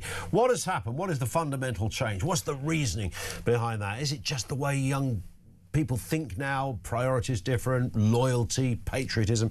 Is it mainly as simple, and many of you have made it, you look at the country we're in and how it's being run, I wouldn't feel a dying need to fight for this place right now. That might change in a year. It might change over an election, who knows? But right now there is a sense it's unstable, the patriotism isn't there, we haven't got political masters that I feel have my back. I don't sense they really get the Britishness thing. In fact, they're the very antitheses of that in so many respects. It's not an area that this lot in government now, and the last lot to a degree as well, perhaps, it's not in their bones, is it, right? This whole thing, this vibe, this sense, this feel of the patriotism, the loyalty to your nation. They've spent so long monkeying around on the global stage because their whole global agenda is far more important to these people. And they love it. They love the photo. I keep going back to Rishi Sunak, Justin Trudeau, Keir Starmer. Who's the other one you'd throw it? Macron, of course, that kind of sweet, like someone's opened a packet of globalists. And there they are. They all kind of look the same, cut from the same cloth, say the same things. So it's no wonder, really, we're in this place. There's no sense, no centre point of gravity where you go, this is what Britain is about. It's been smashed to bits over the years, and this government, it looks like they're doing the final job on it. So the idea that 18-year-olds are going, no, I'm not going to fight for your country, they're saying, shove it, mate. I wouldn't fight for this place. for love nor money, and that's the place we've arrived in. Also, so more calls on that, please. 03444991000. Voice note us there too. School uniform is also on the agenda. A group of MPs have suggested that pupils should be allowed to wear tracksuits in the classroom and not uniform. Anne is in Gwynedd. Anne, good morning to you. Welcome to Talk Breakfast. How are you doing? I'm doing fine, thank you, on a beautiful morning. Good. Uniforms. I think it's all about standards. I accept that youngsters, when they first have to wear them, would be a bit embarrassed. But it's also a form of safety. It's recognition. You know that they're school children. Do you remember when... can you hear me? Yeah, loud and clear. Oh, sorry. Tony Blair, can you remember when he said he was too busy to wear a dinner jacket? Yes. And from then onwards, standards have gone down, in my opinion. You used to go out for a meal, you'd change. Some people, you'd change. Going to the theatre, there's another one. You know, it was an occasion. But I also think if students have to wear a uniform, I think teachers should.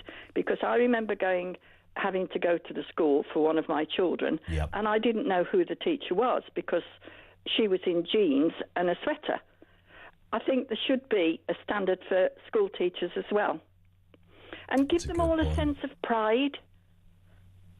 Yes, I like that. I would imagine the sort of sense of pride thing disappeared a little bit from the classroom maybe many decades ago. And, of course, that wouldn't be all teachers, because there'd be teachers listening to this who feel very strongly about this. But there's a general sort of malaise, I think, in that profession. But I think uniform is not everything's perfect about the uniform. Some schools also have weird uniforms, which doesn't help the cause. But generally speaking, couldn't it? Generally speaking, there is something. If you had to pick one model, tracksuits or uniforms, I can't see why anybody would say let kids wear casual wear in secondary school. That seems preposterous. It's easy.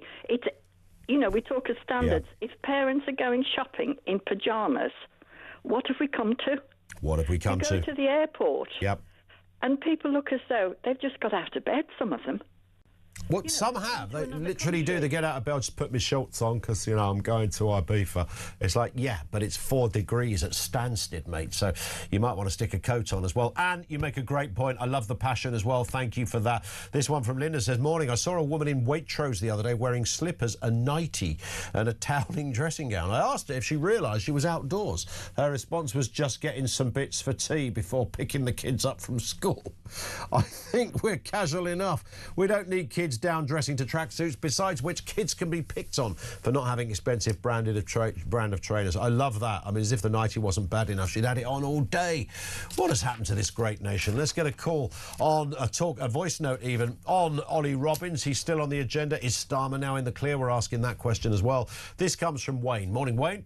Morning, Ian. So I watched the 3 hours of Sir Ollie yesterday, and what an utmost professional. How calm, precise, cool and collective. He held a little bit back in the bag, of course he did. But, this guy is like 5 days after losing his career. He's a day after his birthday. His birthday was on the Monday. He's thinking of his family. That's clear from this meeting we had. He gave a little bit, but he's thinking of his family. He wants to get this unfair dismissal and I think slander case done. He was cheaply thrown under the bus by Keir Starmer, and he's an exemplary civil servant, in my opinion. I think once he's got the legal side for him and his family sorted out, I think we'll see a lot more.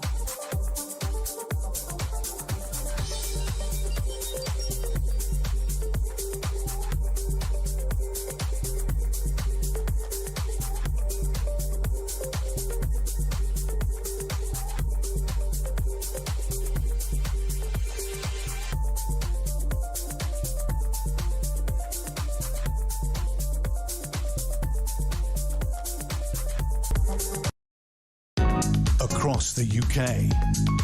On DAB+, on your smart speaker, on your smart TV, and on your side. This is Talk. It is Talk, yes. Good morning. Welcome to the home of Common Sense. Ian Collins in for Jezza. There's a lot going on here this morning. We're absolutely rammed to the gills with all sorts of subjects. Joining the armed forces, what was happening in Parliament yesterday, Ollie Robbins giving evidence. What have we found out about how the civil service or the vetting process works? Big old list of areas up for discussion. Let's get a word from Sir Richard Dearlove, former head of MI6, knows his way around the apparatus of intelligence. Richard, good morning to you, sir. Good morning, Ian. Nice to have you with us. I mean, it was interesting, perhaps to you, when Ollie Robbins was giving evidence, you'd have, recognised a lot of the structure of what he was discussing. To many of us, we looked at this and sort of there was a bit of wonderment, I suppose, around the idea of who gets to know what and when. The idea that the permanent secretary at the Foreign Office doesn't necessarily get the specifics of why somebody might have been flagged as concern. They just get the concern. And then that gets passed down the line and no one gets the full picture. Is that more or less how it happens? Well, you don't divulge all the detail of the content of a developed vetting inquiry because it's confidential. You can divulge the result.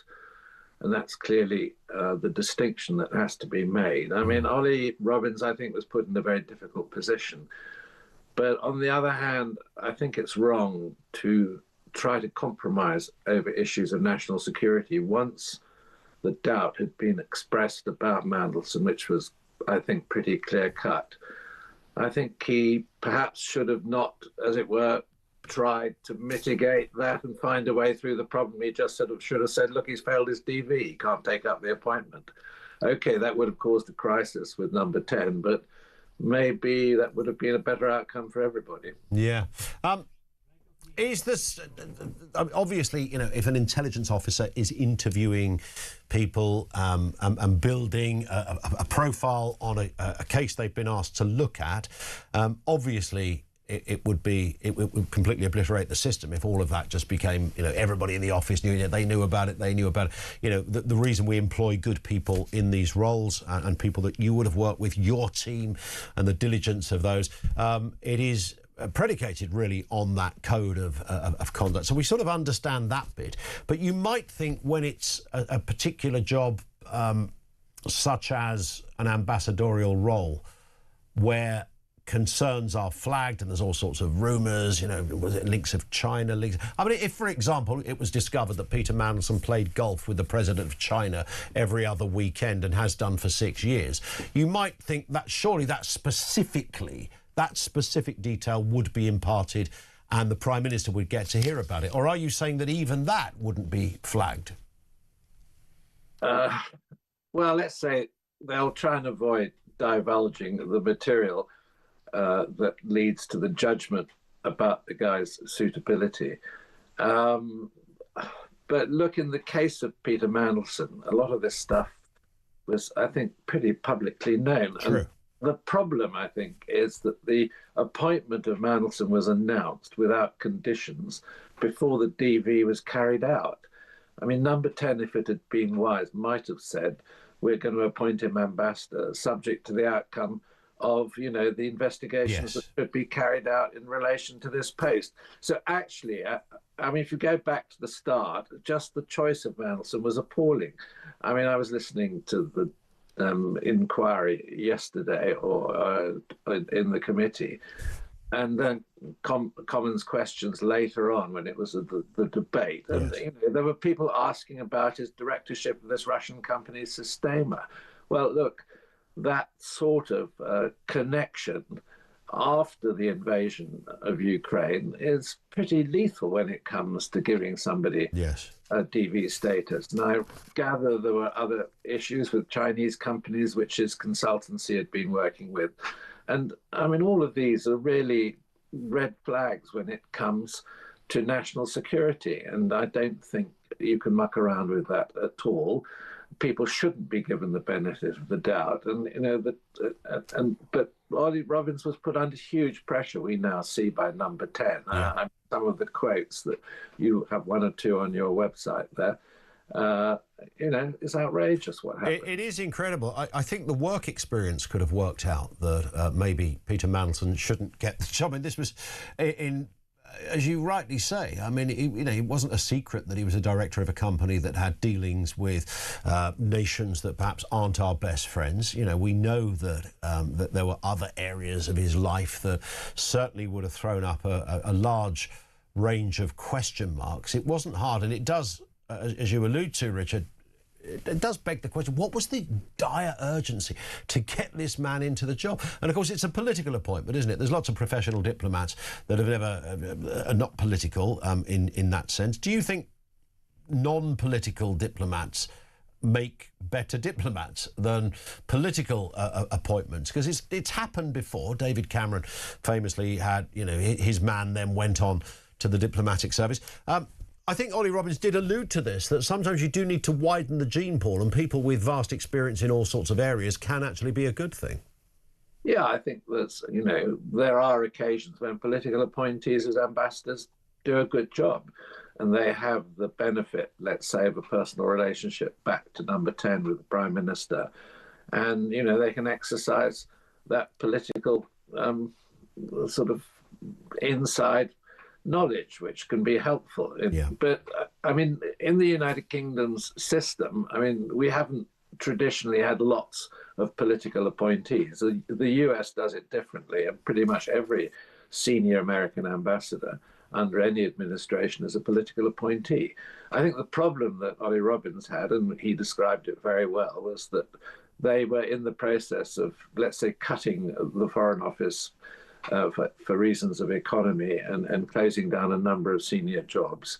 And to appoint a political appointee when other senior diplomats in the Foreign Office were not going to get jobs after full-time careers would have been very, very difficult from the personnel point of view. So, I mean, I think he was put in an incredibly difficult position. Yeah. And, you know, if Mandelson had a different profile, right, he could have made maybe a very good ambassador. But look, the guy had a well-known integrity problem, which goes right back through his career. Yep.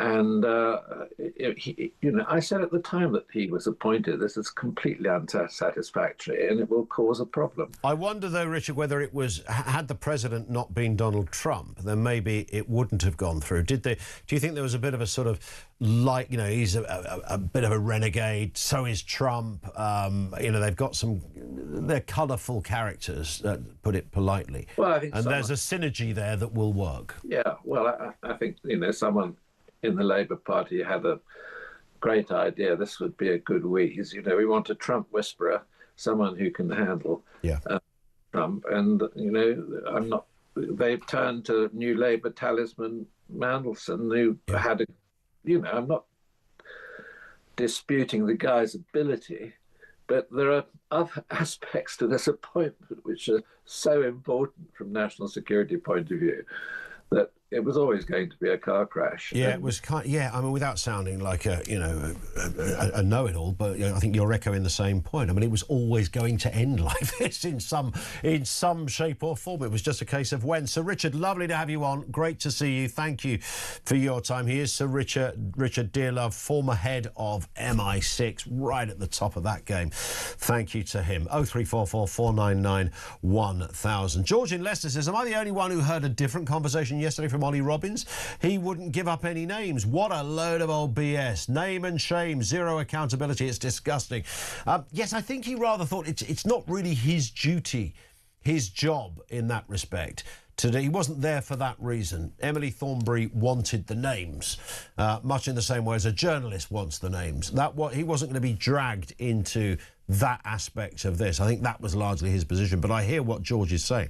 Let's get a voice note on fighting for your country. This comes from Darren. Morning to you, Darren. Morning, Ian. Darren from Warsaw, ex-forces, rejoining the army. You can get a great trade. You can get to see the world.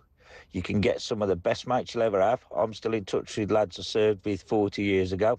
You can get self-respect. you can get a good standing in life, you can appreciate things that you do have, especially when you've been in a war zone. Oh, but most important, mate, you can get prosecuted, and our Prime Minister will see to that. Great show, mate.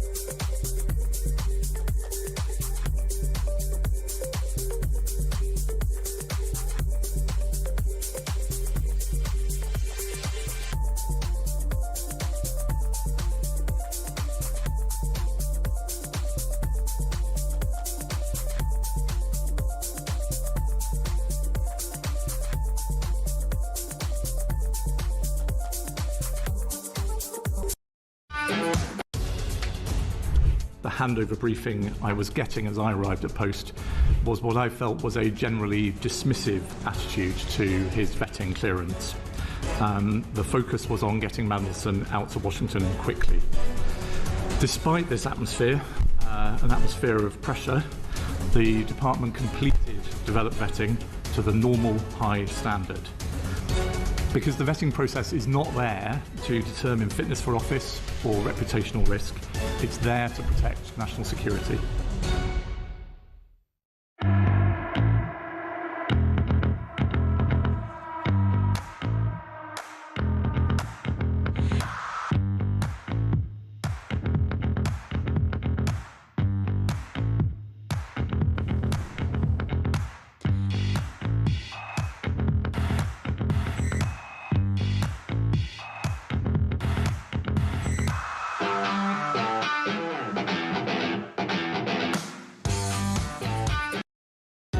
Across the UK, on DAB+, on your smart speaker, on your smart TV, and on your side.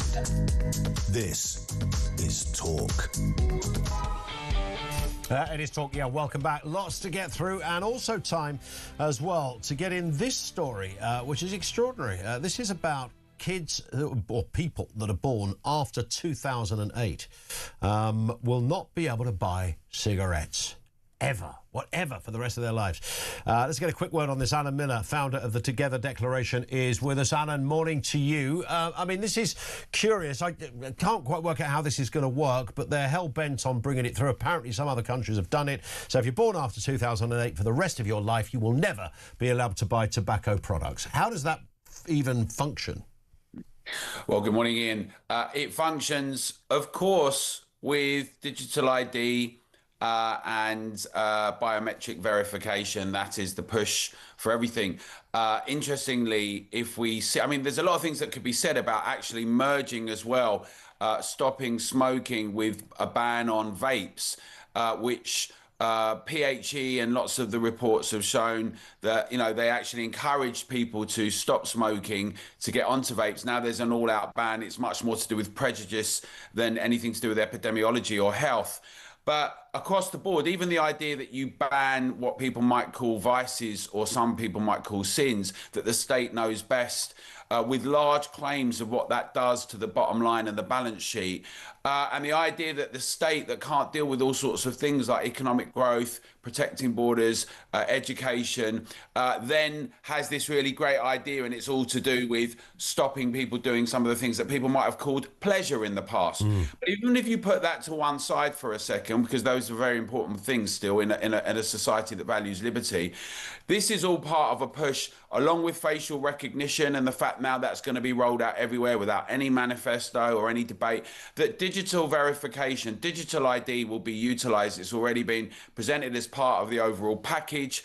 And increasingly, we see that the case. We've seen that in Australia. Let's take an example of some of the unintended consequences. In Australia, where a packet of cigarettes now is £25 or more, where the huge increase in illicit trade has gone on, there's been bans, but with prohibition, we know that what that does is it creates a black market. And we've seen gang wars, and we've seen firebombing, and we've seen a huge illicit trade with even more damaging products, carcinogenic and very problematic.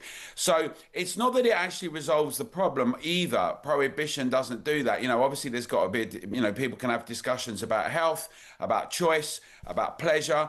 But the idea that the state just gets involved and then bans it in various places as well, outside different areas and in public, is all part of the problem. And you know what, Ian? This is why we've got our rally on Saturday in the Four Nations, the Scrap Digital ID rally, because utilising and harnessing and weaponising everything to try and force everyone into digital ID, like with a social media ban in Australia, just like the same with the cigarette bans, we've got a situation where increasingly the state is kind of controlling and surveying and limiting us.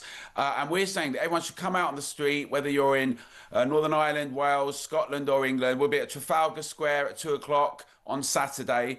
Scrap digital ID. That goes to the heart of this issue and many others. Because the issue, I suppose, in a kind of summary here, Alan, is that, you know, fast forward years, a 50-year-old person goes into a tobacconist and says, can I get 20 Marlboro Lights?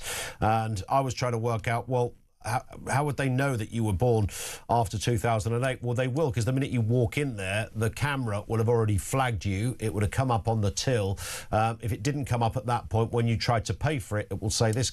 So a 50-year-old couldn't buy cigarettes because they were born in the wrong year, and the technological digital mechanisms will be in place to ensure that happens. That's absolutely the case. And, you know, that's going to happen much sooner if this all gets allowed to happen than later. And the idea that we can make choices, and, you know, they start with smoking and then vaping, which they were promoting as being a good alternative. And 5% of the population vapes now, you know, out of a 10% smoking population. The majority of them, the lion's share, about 80% of them were former smokers, and it's much less damaging. And so you've got a situation, it starts with smoking, but then is it about your fuel consumption, or about where you go on holiday, about what things you recycle, or where you're driving, or you're not even allowed to drive anymore? All of this, as well as what you say on social media, your banking, your finance systems, we've seen that with debanking come under some pressure. Across the board, the DWP intervening in bank accounts. Across the board, we have a situation where a snooping, surveying state. And that's why we're very much encouraging everyone to have their voices heard, to say, let's stop this, make sure we scrap digital ID and get to the drawing board about how we actually, what the role of the state should be in terms of helping economic growth and development, and not nannying us consistently. Saturday, Trafalgar Square, Saturday afternoon. You can meet Alan there as well. Thank you. Always good to see you, Alan. Thank you, Alan Miller, founder of the Together Declaration. That's an extraordinary manoeuvre. Again, this is about state overreach as much as anything else. Digital ID, thoughts on that as well. 0344 499 1000. It is just a shade after 8 o'clock. Let's get the latest news headlines.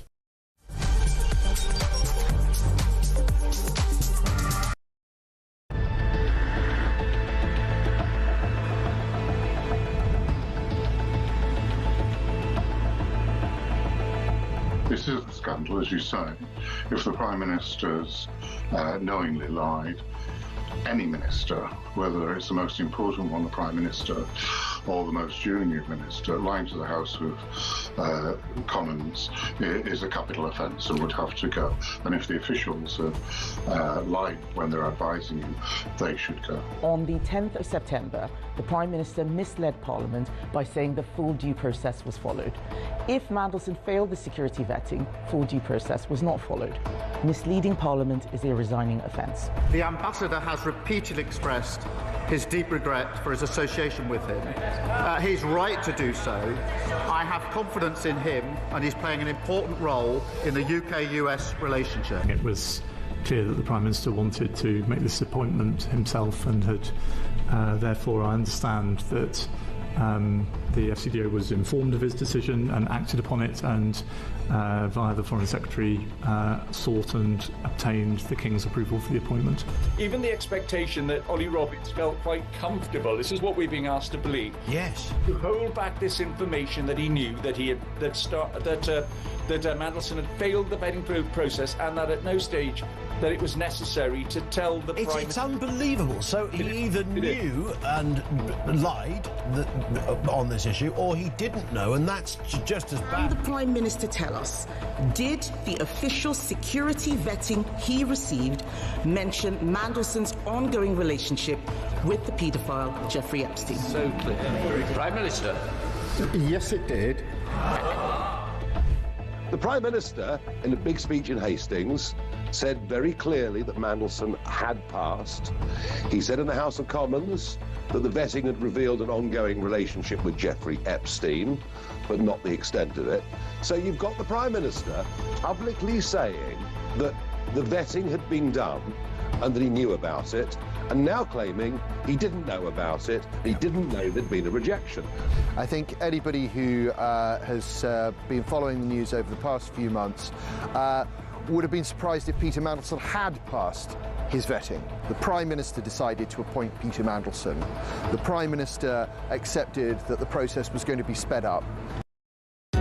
Across the UK, on DAB+, on your smart speaker, on your smart TV, and on your side. This is Talk.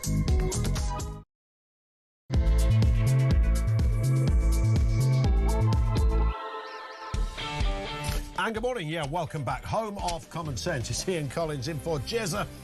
8:05. So much going on here this morning. Some great comments coming from you on a whole range of issues. Jay's in Brighton. He says, if Starmer was to go this week, Jezza will be furious that he wasn't on air at the time. That always happens. What happened to Julia, didn't it? Was it last Friday when the when the Ollie Robbins firing happened? I mean, so much has gone on. Good point. Jezza is back on Monday. Nigel says, morning Ian, great show. I think all school kids should be forced to dress in the same tracksuits as issued to illegal migrants. That's got to help society and give them the right stuff. Yes, if it's about uniformity, and uniformity as in there's no judgment on kids, he's got better trainers than she's got a better tracksuit top. Oh, that hoodie costs 200 quid. That one's from Primark, whatever. You know, all of that would happen with having an anything goes thing in school. Maybe the way to do that is to have, I suppose if you all had the same tracksuit, you're back to wearing a uniform. And Max says, I've seen the picture of Rachel from accounts. What a waste of money. Should have got a painting by numbers kit. Stop wasting our money. This is the Treasury that have forked out on a £3,000 painting of the Chancellor. There it is. You can see it on your screen. That was apparently painted on the day of the last November Doom budget. I don't know how she had the time to sit there for that. No wonder the budget was a few minutes late.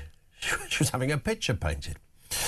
Big story of the day, of course, is that of Keir Starmer. Is Keir Starmer now in the clear? Let's speak with Dan Hodges, commentator with the Mail on Sunday, regular with us here on the programme. Morning to you, Dan. I mean, there's been lots of angles and twists and turns in this, and it sort of culminated a bit yesterday. Ollie Robbins giving that evidence, a very studious, quietly spoken man.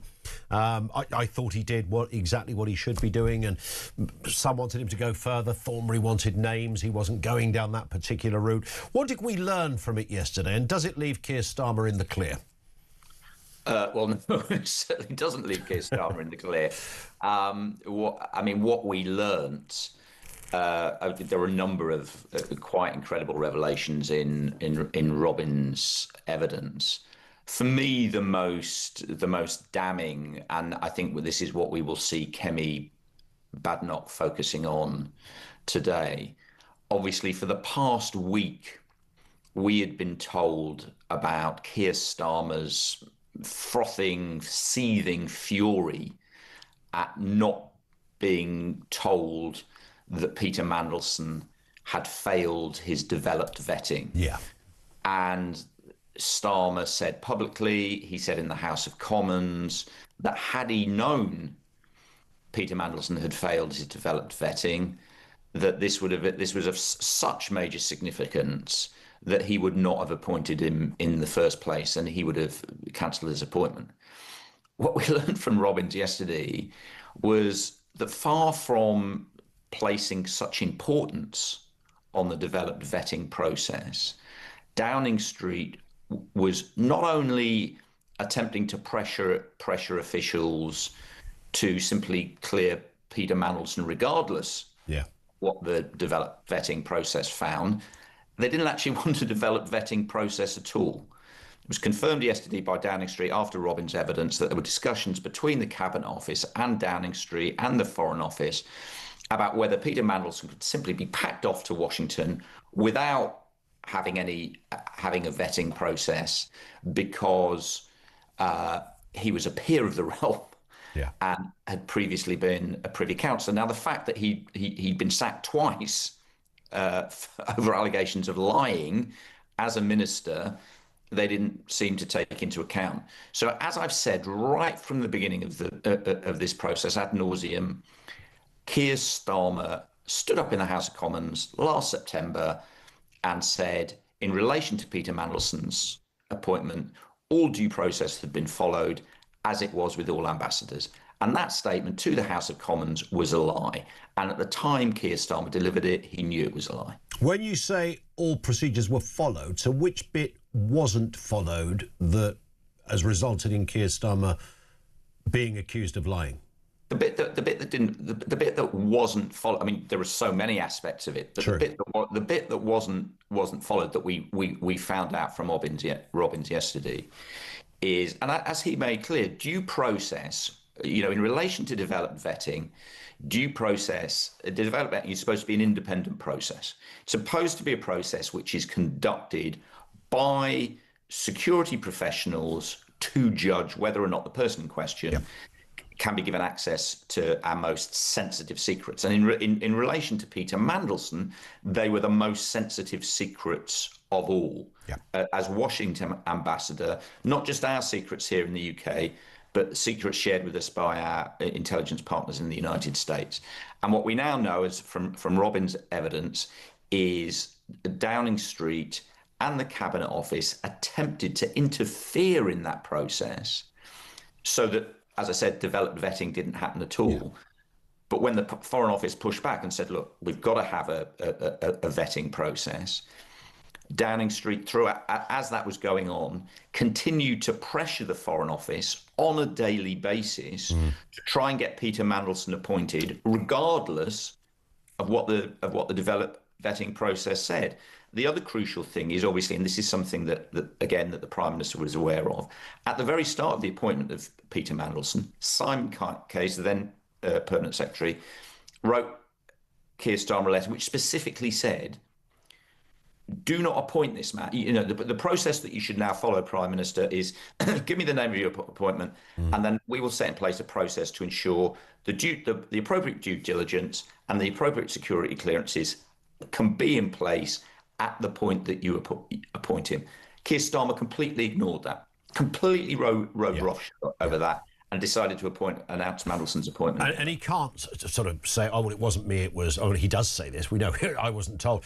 To me, Dan, as well, this comes back, for all of this, it ultimately comes back to the fact that, and you raised this when we last spoke, that the journalist David Maddox put in a question to Downing Street, head of communications at the time, saying, I'm hearing that Mandelson has not reached the bar for security clearance. Last September, this was, the day of Mandelson losing the job, I believe. That, to me, is it. That means Downing Street knew, right? Downing Street knew, the Cabinet Office knew. Well, exactly. I mean, certainly the Cabinet Office knew when David did that. I mean, the one thing I would say is, one area where Ollie Robbins' evidence did kind of change perspectives, actually, is Ollie Robbins... and you have to decide whether or not you believe what Ollie Robbins said, and I did. I thought he came across as very credible, much more credible than any other of the people involved in this saga. What he actually said was, in fact, this is the great irony of this whole thing, that technically Peter Mandelson did not fail developed vetting, that concerns were raised by the people conducting the vetting. Red flags were raised. He said they were leaning towards saying Peter Mandelson should not secure clearance. But then when Ollie Robbins looked at it, firstly because of the pressure he was being put under and the implications of a refusal, but also he believed mitigations could be put in place. Now, actually, that aligns very closely with what myself and my colleague Glenn Owen wrote about this last September. We were told that red flags had been raised in relation to Mandelson's vetting, but it was deemed inconvenient from the perspective of Downing Street for Mandelson's appointment to be blocked. So, if you like, the concerns were massaged and watered down. Now, based on the evidence that we got from Ollie Robbins yesterday, that seems to be what happened. Yeah. But the reason why it happened, and he was very clear about that, one of the factors that he took into account was because Mandelson's appointment had already been made and announced, if he decided to block Mandelson, that would be very damaging for the Prime Minister. It would be damaging for relations with the United States. It'd be very damaging for the confidence in terms of the intelligence sharing that was taking place. And it would be damaging for the country as a whole. Yeah. But the reason why he formed that judgment, and he was crystal clear, is in part because of the pressure he and his officials were being placed under by Downing Street. Yeah. Now, as I said, that is a clear abuse of the process. Of course it is. The developed vetting process is supposed to be conducted entirely independently from political interference. So Starmer did mislead the House then by saying due process. He lied categorically to the House. There is no ambiguity about this now. As I said, he told the House due process had been followed. We now know, we have it, there is documentary evidence that time and again, from Simon Case onwards, Simon Case set out to Keir Starmer very clearly. This is the due process. You should ensure that the appropriate security clearances are put in place before Mandelson was announced. Ollie Robbins confirmed that was his opinion and advice. Ollie Robbins' predecessor as Perm Secretary of the Foreign Office had also given similar advice to Keir Starmer. And then, this is another whole aspect of this, mysteriously, it was suddenly announced he was leaving his post 8 months before he was due to retire. At every stage, we now know, due process was corrupted and abused and short-circuited because Downing Street took the decision Peter Mandelson had to be rushed into Washington as quickly as possible without any regard at all for the implications for due process. But I guess Starmer, if he was in the witness box right now, Dan, would say, well, I'm referring to the process of his deep vetting. That process was followed, and it then went to the Permanent Secretary, Ollie Robbins, and he made a judgment based on that, it was followed. But again, we have to be clear, due process wasn't followed in relation to the direct vetting, because due process required the DV assessment to be conducted by security officials without any political interference or political pressure. You know, Robbins was very clear about that. Yeah, and he was very clear about that yesterday. And that is commonly accepted. It's commonly accepted. The debate we've been having over the last few days was, should Keir Starmer have been informed at the point that Mandelson failed vetting? Now, as Robin said yesterday, technically, I mean, he was dancing on the head of a pin, but if his evidence is correct, he successfully managed to stay on the head of that pin. Technically, Mandelson did not fail vetting. So Ollie Robbins was not obliged to tell Keir Starmer that. But that's a separate issue. Yeah. The key thing in relation to due process is it needs to be conducted by security officials without any direct or indirect pressure from politicians. And as Ollie Robbins made clear in his evidence yesterday, that direct and indirect pressure was applied by Downing Street. And so when Keir Starmer said to the House of Commons, due process was followed, that was a categorical lie, and we have the proof for that now. So is he likely to resign then, do you think, Dan? He will resign. He's obviously not going to, he's not going to stand up in the House of Commons at 12 o'clock in tears and say, "I'm really sorry, I made a terrible mistake. I'm going to fall on my sword." But being in the House of Commons yesterday afternoon, it was quite clear that the mood amongst Labour MPs has shifted, and you can see that. I mean, that's reported a lot in the papers this morning. Well, we saw Ed Miliband yesterday doing the rounds. I was literally going to say there was actually a really interesting moment where Ed Miliband, you could almost see it. I mean, as other people pointed out, I think he was on when he was on with Susanna, and you could just literally see it. He started to go through the process of trotting out the Downing Street lines, and you could see halfway through he just went, "Oh, what's the point?" Yeah, no, it was a rare moment of brilliance from Ed Miliband, where he just thought, "No, I'm rolling over on this, but I can't defend this." I can't do it. It was a great point. Listen, Dan, always good to see you. Thank you, Dan Hodges from the Mail on Sunday, regular with us here on Talk Breakfast, of course. 0344 499 1000. Let's get a word from Katie Lamb, Conservative MP for the Weald of Kent. Katie Lamb, good morning to you. Good morning. You haven't even got a coat on. I'm going to guess you are cold. It's a little chilly, but it's a bright spring day. It's a beautiful day to be outside Parliament. It is a spring day. The sun is out, but it betrays a bit of a chill, as you rightly say. Never a dull day over there at Westminster, and of course it's been ramped up. Yesterday, Ollie Robbins in the afternoon, Kemi Badenoch and others, of course, in that debate, I think 3 hours long. PMQs coming up today. What are the questions that remain then for the Prime Minister? There are many questions that remain for the Prime Minister. I think perhaps first amongst them immediately is, when are you going to publish all of the information that we have asked you to publish with all of the files that were and by implication weren't considered when appointing Peter Mandelson to be the Ambassador of the United States? I think there is a question about how on earth he can claim that what Ollie Robbins did was completely unacceptable and summarily dismiss him, and yet also say that he followed process and procedure and everything that he did was fine and good. There are a very large number of outstanding questions for the Prime Minister. There are some more specific ones about what he knew about Mandelson's ties to Russia, about Mandelson's ties to China.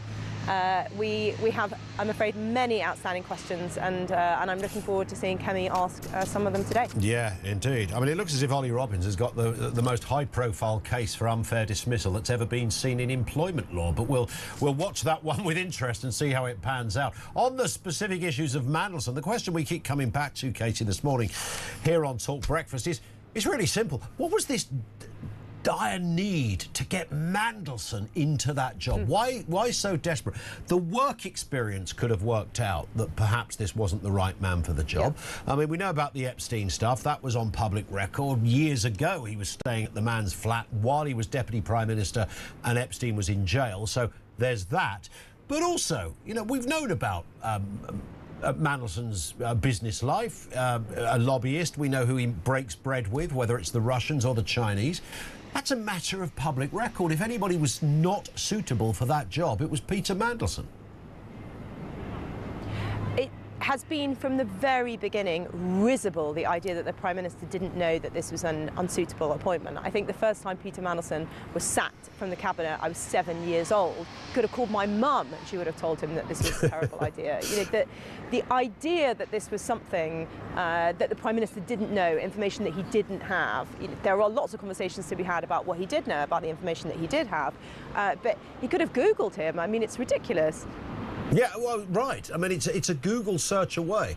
And that's just that issue. I mean, there's so many tentacles to this man's colourful life. And look, I know you don't always need sort of boring, dull career politicians in jobs. It's nice that people have had an experience outside of the world. That's all great. But Mandelson, I keep saying this, his nickname was the Prince of Darkness, for goodness sake. I mean, the clue was there, right? Peter Mandelson, for a generation, has been the most notorious dodgy man in British politics. The idea that he was an appropriate appointment to our most important, most sensitive ambassadorial role is a joke. It is a colossal failure of judgment from the Prime Minister. And all of this wrangling about process and the technicalities of what is and isn't a lie. I mean, there are multiple things that he said at multiple points that are obviously not true. So he's not willing to say that he lied. He's not willing to say that he unintentionally misled the House, that he said things in Parliament that weren't true, even though we know that that's the case. The whole thing is completely untenable. It's not credible. So the Conservatives are going to keep the pressure on. I mean, we haven't even had that tranche of information from the Met Police. This is reference misconduct in a public office. That's largely a separate point to all of this. So this isn't going away anytime soon. The Conservatives' intention then to keep up the pressure on this? Are you looking for the Prime Minister to resign? And if so, do you think he might do it during PMQs? We absolutely are. He is not fit to hold the office that he's very lucky and privileged to hold. There's no way that somebody that has treated a matter of national security in the way that he has should continue to be the Prime Minister. I don't think, unfortunately, that he has the integrity and the honour, certainly, to do it today. But that is absolutely what we're calling for, because what he's done is unacceptable and inexcusable, and the British people deserve better. There are lots of areas in which the Conservatives and Kemi Badenoch will continue to press. Most immediately, we had something called a humble address a couple of months ago, where we asked them to release all of these papers, to release all of these files. They still haven't done that. They are delaying it, in my opinion, until after the local elections. So that will be the next round of work to do, to go through those papers when they are finally released. But there is a lot to do and a lot still to uncover. Indeed. PMQ's at 12:30. Kemi Badenoch has done, it seems, I mean, you would say this, wouldn't you? I'm even guessing what your answer's going to be. She's done a pretty good job on this. The Tories, are the Tories back in business? Do you think there's been a sort of a spring in the step of the front bench in the last 6 weeks? Well, I certainly like to think so, but I really believe so, and that's also what people tell me when I am out on the doorsteps, when I'm out speaking to constituents. People say to me, it's been amazing to watch Kemi completely dismantle and destroy the Prime Minister on this issue. She's been forensic, she's been thorough, and crucially, she's been right. The Prime Minister is completely in the wrong, and everything that Kemi has done has exposed that. And in terms of where the story goes next for Keir Starmer, of course, he's not going to resign at Prime Minister's questions. He's likely to have a bit of a bruising May elections, but then, you know, the Conservatives might also have a bit of a stinker in that respect. He's likely to go, though, isn't he? At some point, maybe not because of the Mandelson, that collectively all the mood music around him, the U-turns, the ambassadorial debacle, and then potentially a stinking set of results come May the 7th. The smart money says if I went to the bookmakers, I'd get good odds on the fact that Starmer's going to be gone a month after the May elections. What's the intel on the streets and the corridors of Westminster telling you, Katie? Because I know Labour MPs do talk to Conservative MPs. What are they telling you? Well, he's got no grip on his party. He's got no grip on his cabinet. You were talking about Ed Miliband earlier. You can see that also in what somebody like Pat McFadden, the leader of his Praetorian Guard, has been saying this morning. Even they aren't willing to defend the Prime Minister. But the way that the Labour Party is set up, it is very difficult for them to get rid of a leader. I think they haven't done it since the Second World War. And so whether they have the courage to do what needs to be done and accept that this man is no longer fit to run the country remains to be seen. Katie Lamb, thank you for your time. Conservative MP for the Weald of Kent, thank you to her. The Tories are going to keep up the pressure. Can they gain from this, though? I mean, it shouldn't be. This is a matter of national importance, of security, of credibility of our country, our international kind of image and stuff. It's not just about the vanity of one party, but if anyone needs the house points right now, it's got to be the Tories. They're still fighting their way back from that absolute pounding at the last election. Will it work? PMQs this afternoon, 12:30. Hear all of it, all the commentary with Julia on the programme a little later. Also responses to inflation, that has risen to 3.3%, up from 3% in February. That's a terrible look for the Chancellor. And half the country of young people will not fight for this nation if there was a war or if they were asked to simply join the military. They've got no interest in it at all. On that point, let's get a voice note. This comes from Jez. Morning, Jez. Morning, Ian. Jez here from Deal in Kent. 23 years served Royal Marines officer, British Army soldier. This business about youngsters saying they won't fight for their country. Yeah, it's just youngsters being youngsters, you know, and wanting to be controversial and wanting to be contrary and not wanting to conform or to be seen to support the establishment. But the reality is, if this country was facing an existential threat to its very survival, as it did in 1939, 1940, they would fight for this country. They wouldn't have any choice for two reasons. One, they'd be conscripted, and secondly, they'd have to fight for themselves, for their friends and for their families' very survival. Otherwise, they'd be oppressed and subjugated by whatever regime it is that's trying to take over this country and oppress it. Might be the Russians, might be the Chinese, who knows in the future. It's all very well for youngsters to say, I wouldn't fight, I'm not fighting for this country, it's a load of rubbish. Well, the reality is they always have and they always will. And these youngsters today would rise to the challenge if they had to.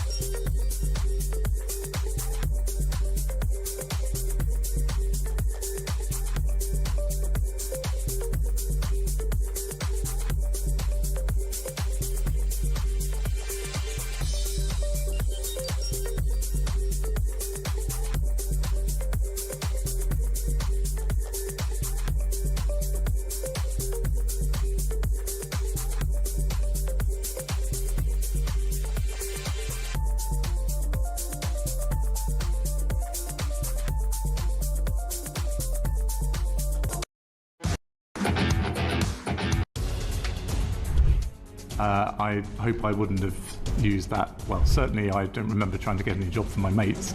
Can you get a job? Can you help get a job for ex's mates? But don't tell the Foreign Secretary. I don't think it's completely surprising that the Prime Minister would be so sensitive about the way in which he was dealing with a member of his senior team, and particularly a Director of Communications who's in minute-by-minute contact with the media, that he would want that kept to a very, very tight group of people at the time.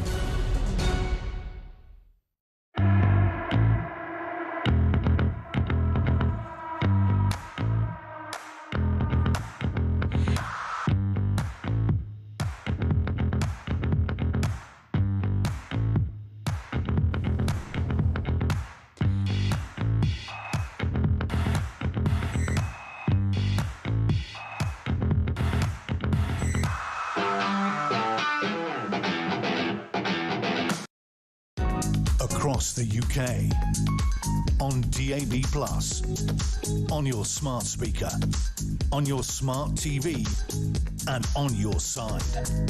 This is Talk. It is Talk Breakfast. Welcome. Ian Collins in for Jezza. Just gone 8:30. So much to get through this morning. Kevin Essex says, morning, on numerous visits to Sweden, I was struck by how many people were incapable of wearing a tie because they never learned to tie one for school.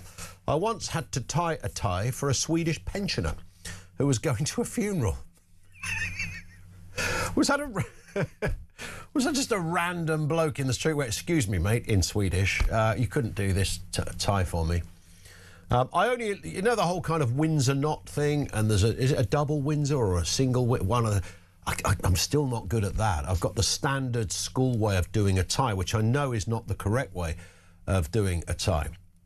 But ties have kind of gone on. If you look at most executives in offices, they don't wear ties these days. It's very much open neck shirt, so it's gone a little bit, but it's still in school. My 12-year-old struggles still with his tie. This in from Julia in Mansfield. It says, morning, Ian. My granddaughter Daisy is joining the Navy on Monday. She's hoping to be a submariner.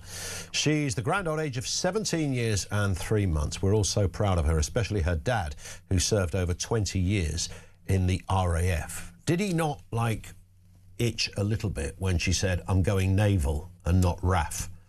there might have been a point there where we thought, are you sure? I think that's brilliant, Julia. Thank you for that. And lots of luck to Daisy, your granddaughter, as she embarks on what I'm sure is going to be an amazing career. We are talking, of course, all things Ollie Robbins, Keir Starmer, among other things thrown into the mix here this morning. Let's speak with Guito Harry, former Downing Street Director of Communications. Guito, good morning to you. Nice to have you with us. Yeah, always nice to be here. I'm a single Windsor guy myself, by the way. You're a single Windsor, yeah. The double Windsor just gives you a bigger knot, doesn't it? It's too big. Which gives you, yes. What's all that about? Nobody wants one of those things. It's just a bit mad. Just talk us through this. The Director of Communications at Downing Street, very powerful position. I've known people who've done this over the years, and of course, you know, you never switch off from it. I remember speaking to one guy that did the job, and he said he'd even set his alarm for the middle of the night to wake up just to check the news, even if he even if his pager or something hadn't gone off. He was just that on it to make sure that he was across everything and there was going to be no landmine that he was going to stand on. So it's a big job. And of course, it's become central to this Keir Starmer story, hasn't it? Because not one, but a few different directors of communication during Starmer's time in the job, and there's been a few, even in the short time he's been there, are connected deeply to this story. Yes, and basically, just to spell out how bad it is, he's gone through 4 directors of communication, and there's currently a vacancy. And in view of the sort of the display of leadership or lack of from Keir Starmer at the moment, who would want to take that job, knowing that he not only doesn't have your back, but you're the first person he throws under the bus. But one of the greatest revelations yesterday was clearly in an attempt to get rid of one of the 4 who've left. Somebody at number 10 was trying to get them a cushy job as an ambassador abroad, and trying to do that without David Lammy, the Deputy Prime Minister, Foreign Secretary and supposed friend of Keir Starmer, knowing about it. So yeah, there was a whole stack of questions. Level. Just in that one moment when he talked about Mr. Doyle, who was the man in question, and they thought, well, he's not going to carry on doing this Director of Communications job, so let's get him an ambassadorial role, as if it's a kind of buffet of choice, you know, that you just go for. And I would imagine somebody like Ollie Robbins, who's a very diligent public servant, who's done it for years, it's in his DNA, and I think he feels a great, deep respect for the various positions. You don't just hand these things out to any old person because a bloke down the road asks you to. But that's essentially what he was asked to do. And it turns out that the man in question was, I don't know what it is about this government that seem to have a PhD in hiring people that are up close and personal friends with convicted sex offenders. But that was the case here, like it was with Mandelson. And of course, nothing happened. But just extraordinary that they thought that they could slip him into a cushy ambassador gig.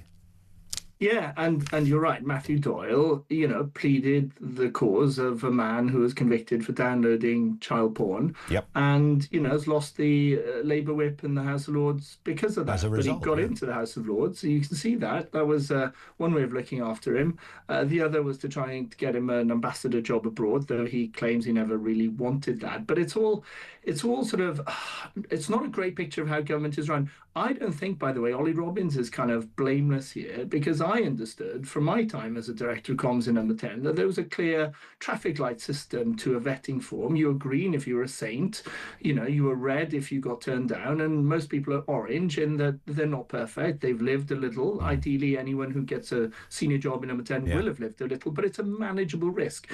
Ollie Robbins claimed not to really know of this. He said he hadn't seen, and he hadn't seen one in relation to Mandelson. So I didn't leave thinking, God, if only Keir Starmer had cut the civil service a bit of slack, it would all be well with the world. I think there are big problems with the civil service. So I come at it from a slightly different angle, but that doesn't forgive Keir Starmer for the pressure, for the interference, and for the sort of deliberate ignorance. If this really was a case, above all, of ask no questions, hear no lies.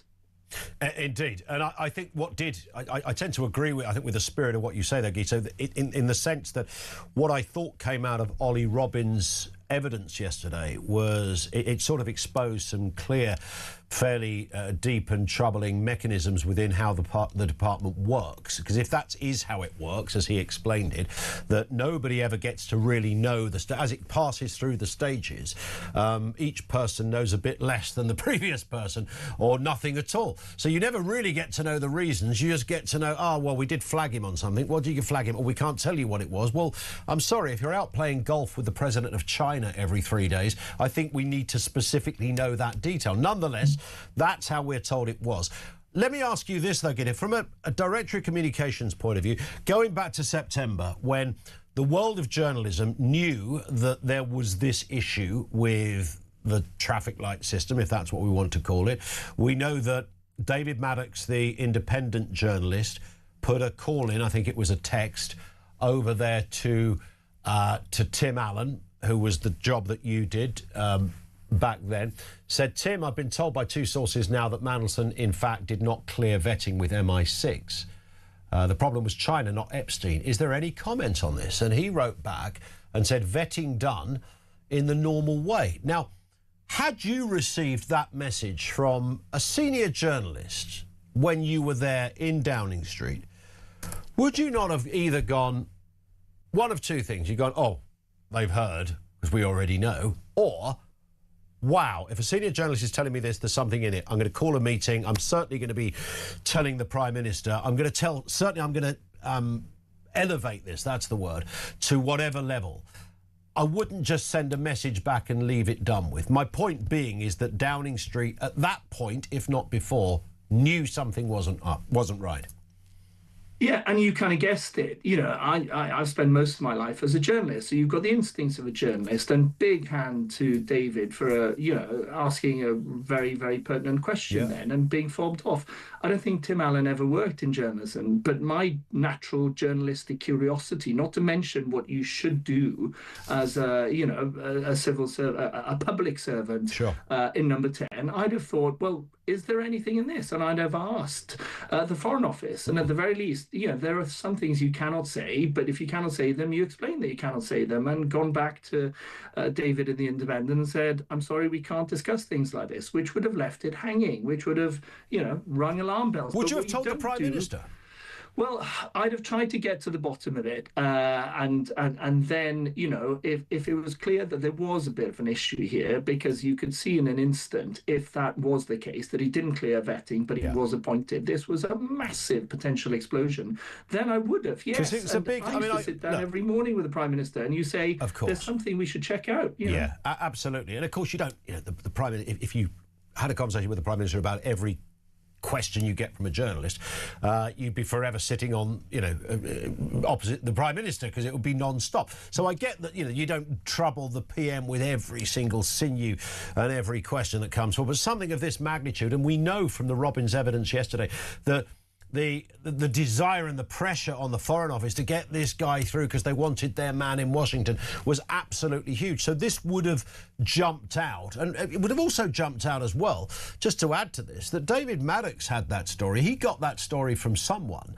Now, the smart money says he got it from the Cabinet Office. The Cabinet Office should be talking regularly to Downing Street. They don't always do that. He got it from somewhere. So someone was singing like a canary, even if it was only in the Red Lion over a pint. I think you're probably right that that's exactly where that crucial piece of information was passed on, probably by some sort of special advisor with an agenda. But either way, your job when that question comes in is, partly to protect the Prime Minister, partly so the right things are done. And, I have huge respect for British journalists. They're a nightmare to deal with because they're good at what they do. And that's how it should be when you're in Number 10. I would have actually, hammered away at the Foreign Office or asked the Prime Minister to ask the Foreign Secretary. But one way or the other, I would not have left something like that hanging, because it has blown up massively in their faces. As somebody who's worked in Number 10, are you constantly putting pressures on other departments, though? Does that go with the territory? I mean, we can obviously single out this particular case, but obviously the civil service, well, the order of events is meant to be the civil service work for the government and what is required and requested. Civil service is like, turning an oil tanker around to get something done. They have systems in place that was rather exposed yesterday that are not always not always conducive with the smooth running and the speed that governments need to act at. So, is there always that sense of frustration with different departments? I'll be honest with you. Yes, there is a frustration at the pace that political people who come in, knowing that the clock is ticking down to another election, knowing that they've limited time to make an impact, feeling passionately that they want to address the things that are wrong about modern Britain and give this country a fighting chance, the best fighting chance that it has. The civil service can be enormously frustrating. So yes, you do need to sort of put the pressure on for them to sort of up the pace. But that is different from putting pressure on for a different outcome. And again, someone like me would have been very clear that I don't want you dragging your feet on this. Do the vetting, do it as quickly as possible, but tell us what the outcome is. I'm not asking you to sort of fix the vetting. I'm just asking you to get it done quickly. And if the answer is no, the answer is no. The sooner we know, the better. The pressure here seemed to be, and it was obvious because Mandelson had already been announced. He was packing his bags for Washington. The US administration knew, the press knew. So at that point, it's a bit sort of, cart after the horse, kind of cart before the horse, to sort of say, will you actually expedite the vetting? And of course, you come to whatever conclusion you want. That's quite hard. Indeed. What will Starmer's team be telling him today, do you think? Well, what's left of them? He's gone through 2 chiefs of staff, 4 directors of communication, vacancies in both. He's lost a head of strategy. He's on his 2nd deputy prime minister. I mean, across the board, whether it's officials, whether it's political appointees, whether it's elected politicians, he's hemorrhaging staff. And this from the man who said he would end Tory chaos. I listened to Pat McFadden this morning. One of the, you've probably interviewed him. He's very shrewd. He's very hard to land a glove on. But he was essentially, the whole feel of it was him raising the white flag. He clearly felt, even though he went through his lines, he survived an interview, but you could see his heart wasn't on it. And I fear they'll go back and they'll sit there and there'll be an awkward silence. And then, in that situation in the past, other people have said, do you think it's all over, guys? And I think, for Keir it is. Would a director of communications or a senior cabinet minister be brave enough to say that to Keir Starmer? Because you mentioned Pat McFadden, of course, so Ed Miliband, similar deal on the TV rounds yesterday, almost rolling over going, it's rubbish, we got it wrong, it's, this is a horrible time to be in government. Will one of them say to Keir Starmer's face, you might need to think about packing your bag? Often in situations like this, it's the spouse or, a relative or a long friend outside of politics who said, mate, why are you putting yourself through this? It's clearly over. I mean, the truth is, I fear we're all in purgatory. We're stuck with a prime minister who even his closest friends in politics no longer think is capable of doing the job. But we're in purgatory because, the Labour backbenchers can't decide whether they want to, try and go for the heaven of West Streeting or the hell of Angela Rayner. And because of that, they'll stick in purgatory. Not a great place to be, is it? Or Ed Miliband, you missed from that list, Guito, but that's maybe you just couldn't bring yourself to say it, which I would understand. Which I would understand. Guito, thank you, Guito Harry, former Downing Street Director of Communications. He knows what those jobs are like. I mean, they are perilous and they are literally non-stop. I mean, you want to see your family, don't do that job. I mean, it's kind of the worst of all worlds in so many respects. And you've got to be across so many different briefs. And you're dealing with the press, you're also dealing with the Prime Minister, you're dealing with your own team, you're dealing with events outside of your control, and every minute you think, I can finally sit down. The sort of half-eaten sausage roll and a cup of cold tea, that sits on a director of communications desk all day long. They never get round to having it. So when you've done it, you think, what a great experience I had, regardless of party. But it is a nightmare brief to deal with. It's paid nicely, but it is a nightmare. 0344 499 1000. Loads of comments coming in from you on this. Is Starmer in the clear now? I mean, we're throwing that one out there. It's an obvious question after everything that has happened in the last 7 days. Is that it now? Draw a line under it. Starmer moves on. End of. Or is there much more to come? PMQ's coming. Julia will be covering all of that at around about 12:30 this afternoon. We're also talking about a new poll that says half of young people would never fight for Britain. They don't want to join up to the military in any shape or form. Let's get a voice note on that. It comes from Karen. Morning, Karen. Hi, Ian. The reason that young people don't want to fight for this country is because they're watching boat after boat after boatload of young fighting age men come over to this country, get put up in 4-star, 5-star hotels, get given money, mobile phones, clothes. They probably wear better clothes than the young people that were born and bred here. It's ridiculous. I've seen them walking around. They're walking around in designer stuff. And, why would you fight for a system that's against you, especially if you're white and you're a young man? I mean, I feel sorry for young men in this country. They've got no role model to look up to. They don't know what they are or where they are. I certainly wouldn't fight for this country, not after what the governments have done to us. No way. And I don't blame them. And if I was young, I would be leaving in a heartbeat.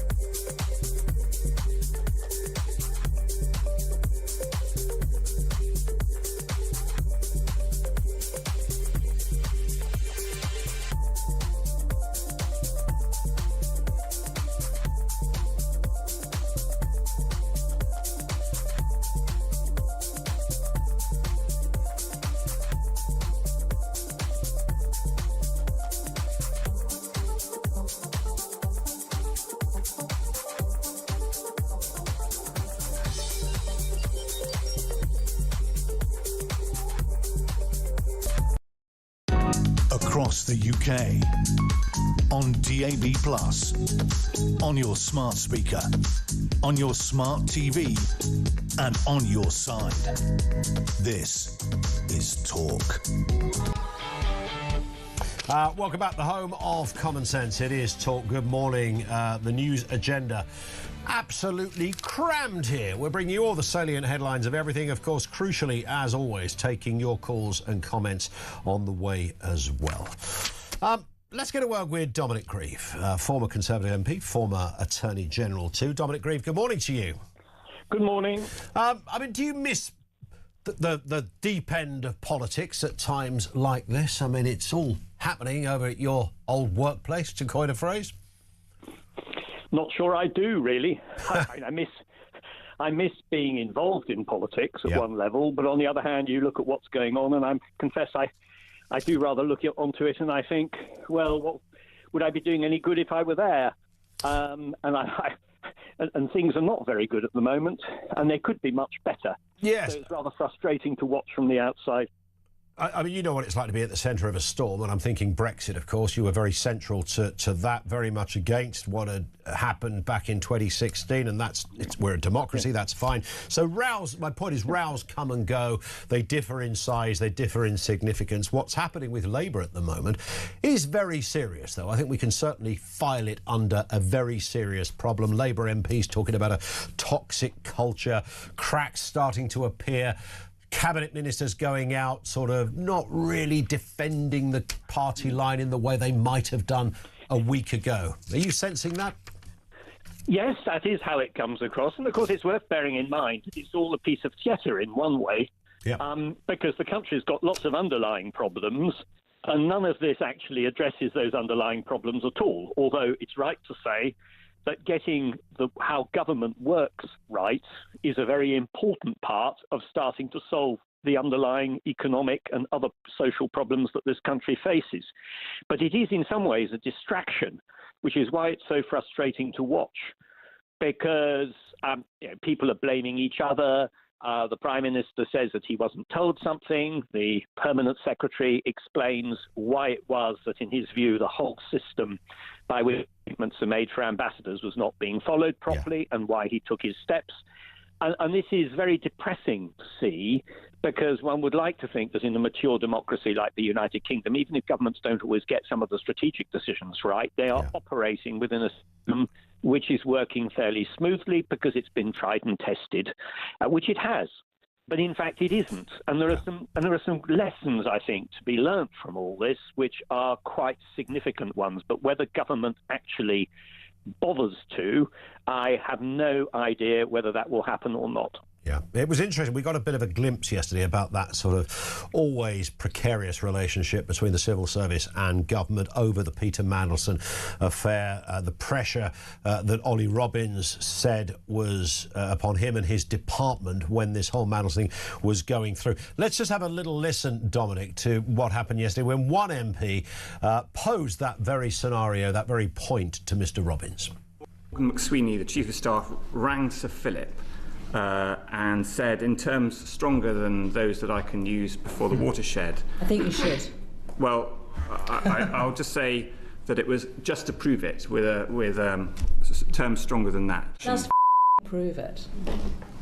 Does it accord with your impression when you took over from Sir Philip? Certainly, Philip's handover to me has contributed to my strong sense that there was an atmosphere of pressure and a certain dismissiveness about this DV process, which I hope I've tried already to be honest with the committee about. I don't remember Philip using those words.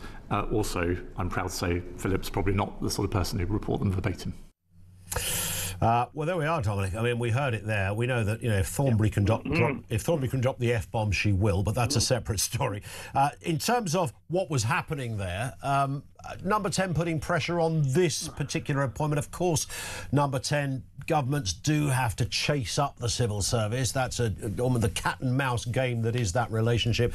We'll always say that pressure can be on. This does seem very acute, however, in terms of this constant badgering of the Foreign Office to get this thing done. Yes, and I pose this question: who's doing the badgering? Well, it's all being done by the special advisor.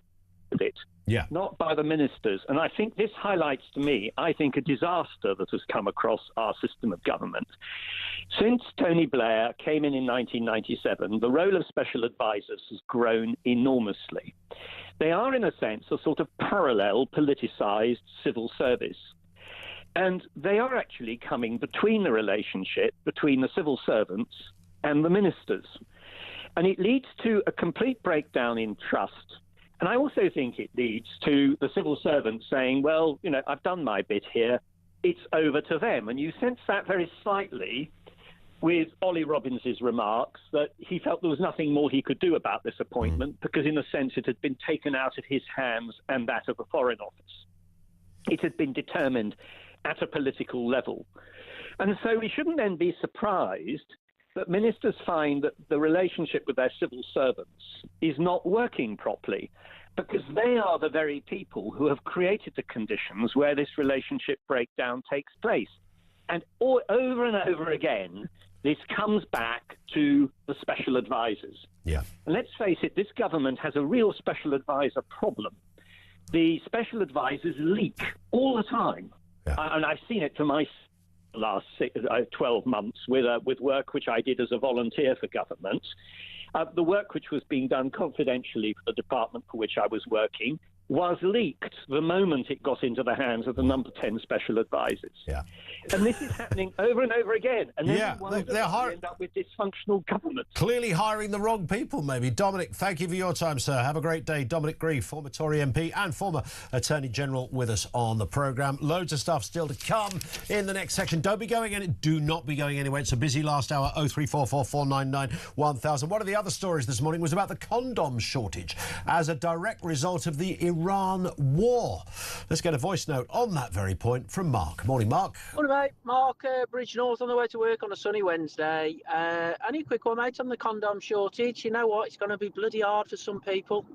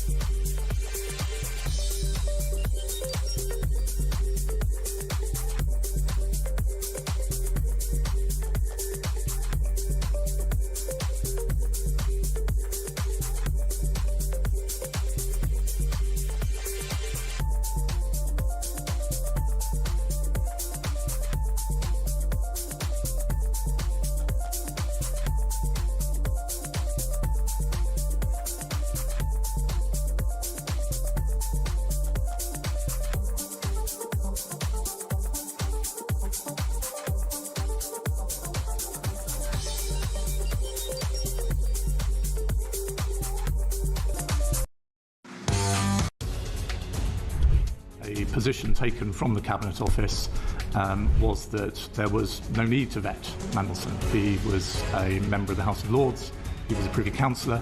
The risks that attending his appointment were well known and had been made clear to the Prime Minister before appointment.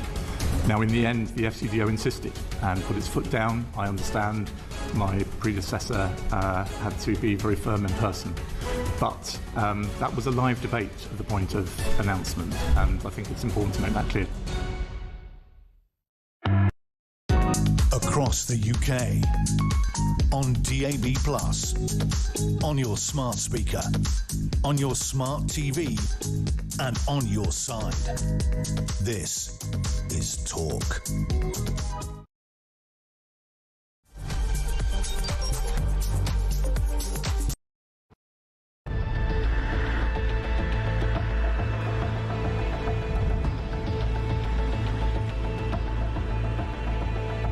This is a scandal, as you say.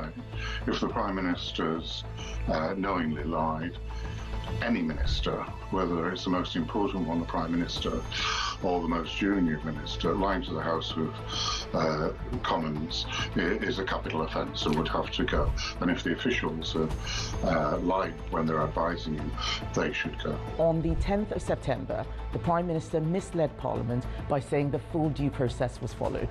If Mandelson failed the security vetting, full due process was not followed. Misleading Parliament is a resigning offence. The Ambassador has repeatedly expressed his deep regret for his association with him. He's right to do so.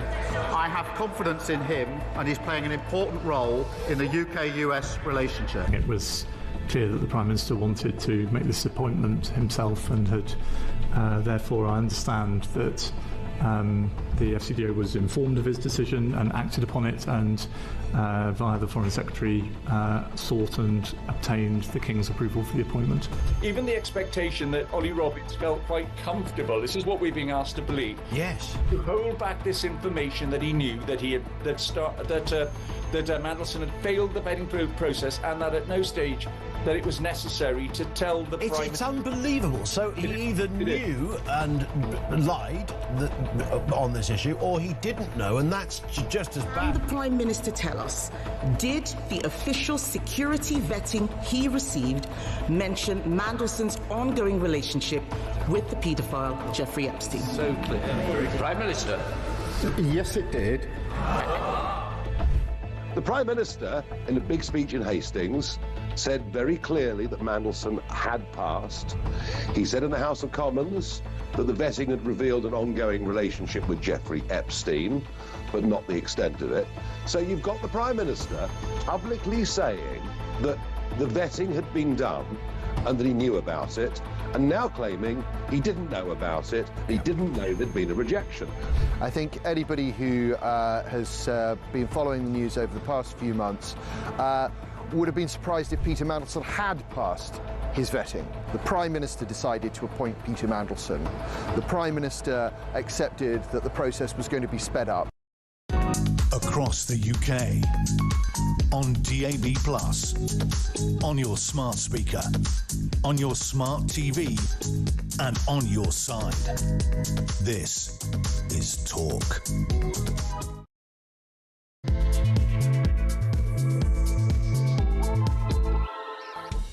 Morning, it is Talk Breakfast. So much to get through. It's Ian Collins in for Jezza. Coming up on 4 minutes after 9 o'clock, as we move into this hour, the news agenda just simply gathers pace. So we move into the end game of the Mandelson saga. No, of course we're not. And neither should we be. The studious and quietly spoken Ollie Robbins yesterday had his say. Starmer had his say. The one thing we do know, and I'll forever come back to this headline, is that Downing Street knew 7 months ago that the security vetting was a bit iffy, and that's putting it generously. We also know they put a lot of pressure on Ollie Robbins. This is just a very ugly scene playing out. Keir Starmer says, I didn't mislead anyone. A lot of journalists, Dan Hodges included, telling us earlier, no, he absolutely did. Can he survive? Is Starmer now in the clear, curiously? And will the Conservatives play a blinder today, because PMQ's at 12:30? Another opportunity for Kemi Badenoch to ram it home to Keir Starmer. On that point of the Tories, here's a voice note from Pete. Morning, Pete. Hi Ian, Pete from Lancashire. Spoke a few times, mate. Reform voter. Do you know what? At the end of the day, why didn't the front benches, back benches say to Starmer, we don't want him. We don't want him. And on the other hand, I really want to vote reform, but I'm actually thinking Conservative at the minute, because every time they stand up in the House of Commons and make a comment, it's a little bit embarrassing, mate. I thought Anderson was daft what he did on Monday. It's interesting that Kemi Badenoch's star kind of rising. I don't think she's the full package yet. There's a bit more to be done. Word on the street, David Cameron could be in the wings, giving some crucial advice on this kind of stuff. Whether you love or hate David Cameron, he's very experienced at certainly how to impart a message, and the confidence and the occasional twinkle in your eye. That you've got to have all of those. You've got to tick all those kind of boxes in that job. Kemi Badenoch has got to keep up the pressure for a few years. They need some scalps. They've done well, if this is the way to look at it, but for the purpose of this conversation, they've done well out of the whole Mandelson staff, holding the government to account, getting that, certainly information and those sessions held within the parliamentary system. But they've got to ramp that up. They've got to keep it going. Let's speak with Nigel Evans, former Deputy Speaker of the House of Commons. I was about to say former Conservative, Nigel, but the last time I looked, you are still very much a Conservative, of course. Morning. Yeah, I'm a card-carrying member of the Conservative Party, Ian. And you're quite right, actually, to point out about Kemi. There's no two ways. I voted for Kemi Badenoch as leader of my party, and I'm really delighted to see that after what I'd say is a shaky start, let's be fair, because they were reflecting on a very, very poor 2024 general election. When I say poor, I mean the worst general election result for the Conservatives in the history of the Tory party. Yeah. And yet Kemi is holding everything together. She is way more popular than the party, so the party need to catch up quickly. Yeah, she does stand out. She's clearly very bright. She's found a kind of rhythm at the dispatch box. But as I was saying a second ago, Nigel, I mean, it's sort of work in progress. In today's world, in the world of, any utterance is on social media within half a second. You've got to be on top of your game all the time, not just most of the time. No, that's right, absolutely. And I think that's what we are seeing from Kemi now. Just look at this week alone. This has been a week of explosives and expletives. Yeah. Not from Kemi, here's no ad. She just does the explosives bit, so we'll leave Emily Thornberry to do the expletives. But we had the statement on Monday from Keir Starmer, which should have come on Wednesday, but nonetheless, we waited till Monday.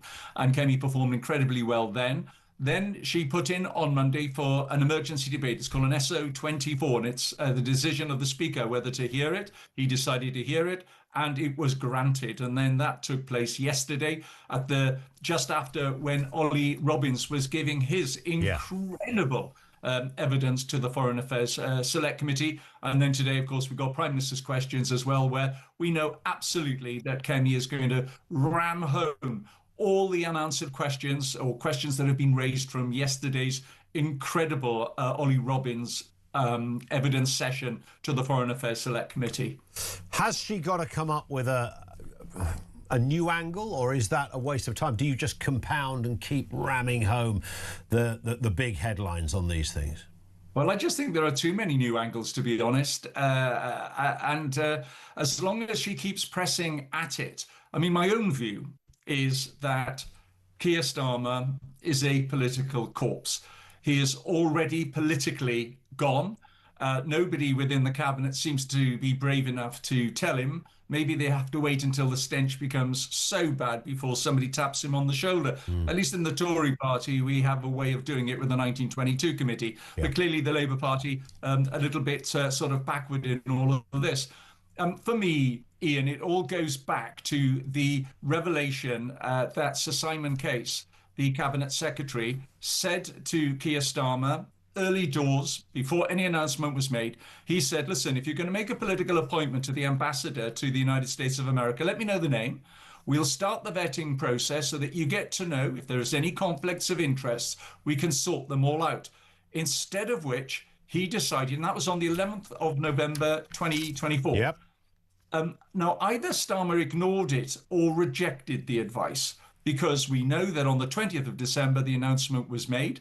And it's not as if there was any rush either, Ian, because, of course, you had Dame Karen Pierce, who was the ambassador for us in Washington. She was incredibly popular with Donald Trump. Keeping her there longer would not have been a problem until proper due process had been finished. But we now know that was not the case. And the explosive evidence yesterday by Ollie Robbins, where he basically said, number 10 said, just get it expletive done. Yep. Means the enormous amount of pressure that was on the civil service, just basically to get Peter Mandelson properly endorsed. It'd already been announced on the 20th of December 2024. The King had already agreed it. America had already agreed it.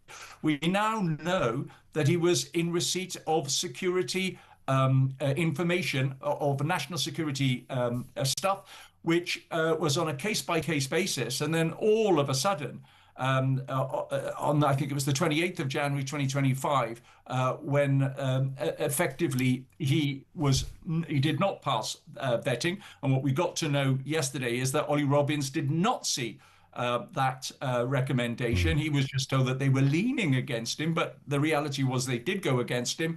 And on the 29th, he was absolutely endorsed. And at some stage then after, he got given the highest level of security that you could read all sorts of stuff. And so there are a ton of questions. But why didn't Keir Starmer follow the advice of Sir Simon? Because do you know now,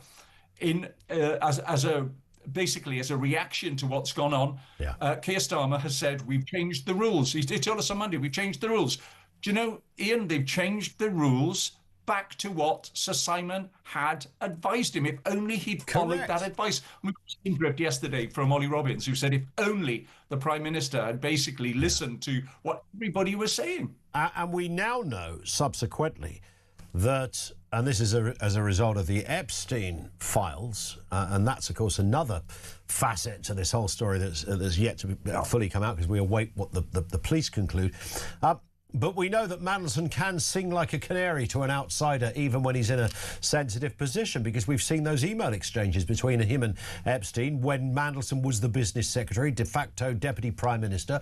He was mailing information that should never have gone outside four walls of Downing Street to a complete stranger in another country. So he was a security risk. The idea that Downing Street were quite relaxed about this man getting, almost suggesting even after Sir Simon Case had made those recommendations, just get this thing done. Does he even need security? It really does expose the ineptitude of this current administration. Yeah, and yesterday again we learned that the Foreign and Commonwealth Office pushed number 10 to say, no, he's got to go through vetting. They were saying he doesn't need vetting. He's a member of the House of Lords. He is a member of the Privy Council. He doesn't need it. And essentially it was pushed back by the Foreign Office, quite rightly so, that there should be proper vetting. But it's what Ollie Robbins said when he said they were dismissive about the vetting procedure. And then we got that sense from what he said then when number 10 said, just get it done with an expletive. And now, of course, we know that Emily Thornberry is going to get Sir Philip Barton, who is the predecessor to Ollie Robbins. He's going to have to give evidence. Morgan McSweeney may well be called to give evidence as well. This story is just going to go on and on and on. And quite frankly, another zinger, by the way, when we talk about Kemi, was that it was her humble address that insisted that all the files were made public, unless, of course, they were of a national security issue, in which case they go to the Intelligence and Security Committee. And if it hadn't been for her pressing that, then that would never have happened. And so we are now privy to way more information, Ian, than otherwise would be the case. And I never thought I'd say this on your programme, but 3 cheers for the Guardian newspaper, because they were the ones that broke the story last Thursday. And it does beg the question, had the Guardian not broken the story, would we be having this conversation now? Would, at any stage, Keir Starmer had come to the House and apologised for misleading the House in the way that he did? Indeed, and it even predates that, of course, because back in September, we know that The Independent had also flagged to Downing Street that they were hearing rumblings of the security clearance or the security vetting being a little bit questionable, if nothing else. So somebody somewhere already knew something. As you rightly say, The Guardian went on to expose it. And I wonder whether Starmer's response, where he kind of lost his mind and said, this cannot happen, I was not told. I wonder if that's on the back of those subsequent revelations about the Mandelson emails that came out with him having conversations about government business to Epstein. Because of that, Starmer instinctively felt, right, I've got to sound really big on this. I've got to sound like, no, this would never happen under my watch. But of course, in doing so, he might have inadvertently unfairly dismissed a senior civil servant who could well have a case on his hands now. He may well do, and this is exactly where it may go. No, you're quite right. In September, just after Mandelson was sacked, it was David Maddox of the Independent newspaper who put on the front page, he failed security. Maddox had got in touch with number 10. So how could number 10 have not known? Yeah, well, they told him, no, all due process had been followed. Well, the reality now, Ian, is we know that this is not usual process. Doesn't this make is sense. absolutely not If a senior journalist, Nigel, has contacted Downing Street to say, I've got information on this, it wasn't like Bob in Arbroath suddenly made a call to Downing Street and said, a bloke on the bus suggested that, it wasn't that. This was a respected Westminster political journalist asked a question. When somebody like that raises a question, somebody at the other end should either go, whoops, we've been rumbled, or whoops, we didn't know this, so we better investigate because somebody knows it. At that point, Downing Street knew because they were literally told. Yeah, well, I think the reality is that nobody in number 10 was sufficiently curious enough to ask the questions. Why? Because they'd already made the decision that Peter Mandelson was going to become the ambassador to the United States of America. They'd already announced it on the 20th of December, prior to even the vetting starting, because the vetting didn't start till the 23rd of December 2024.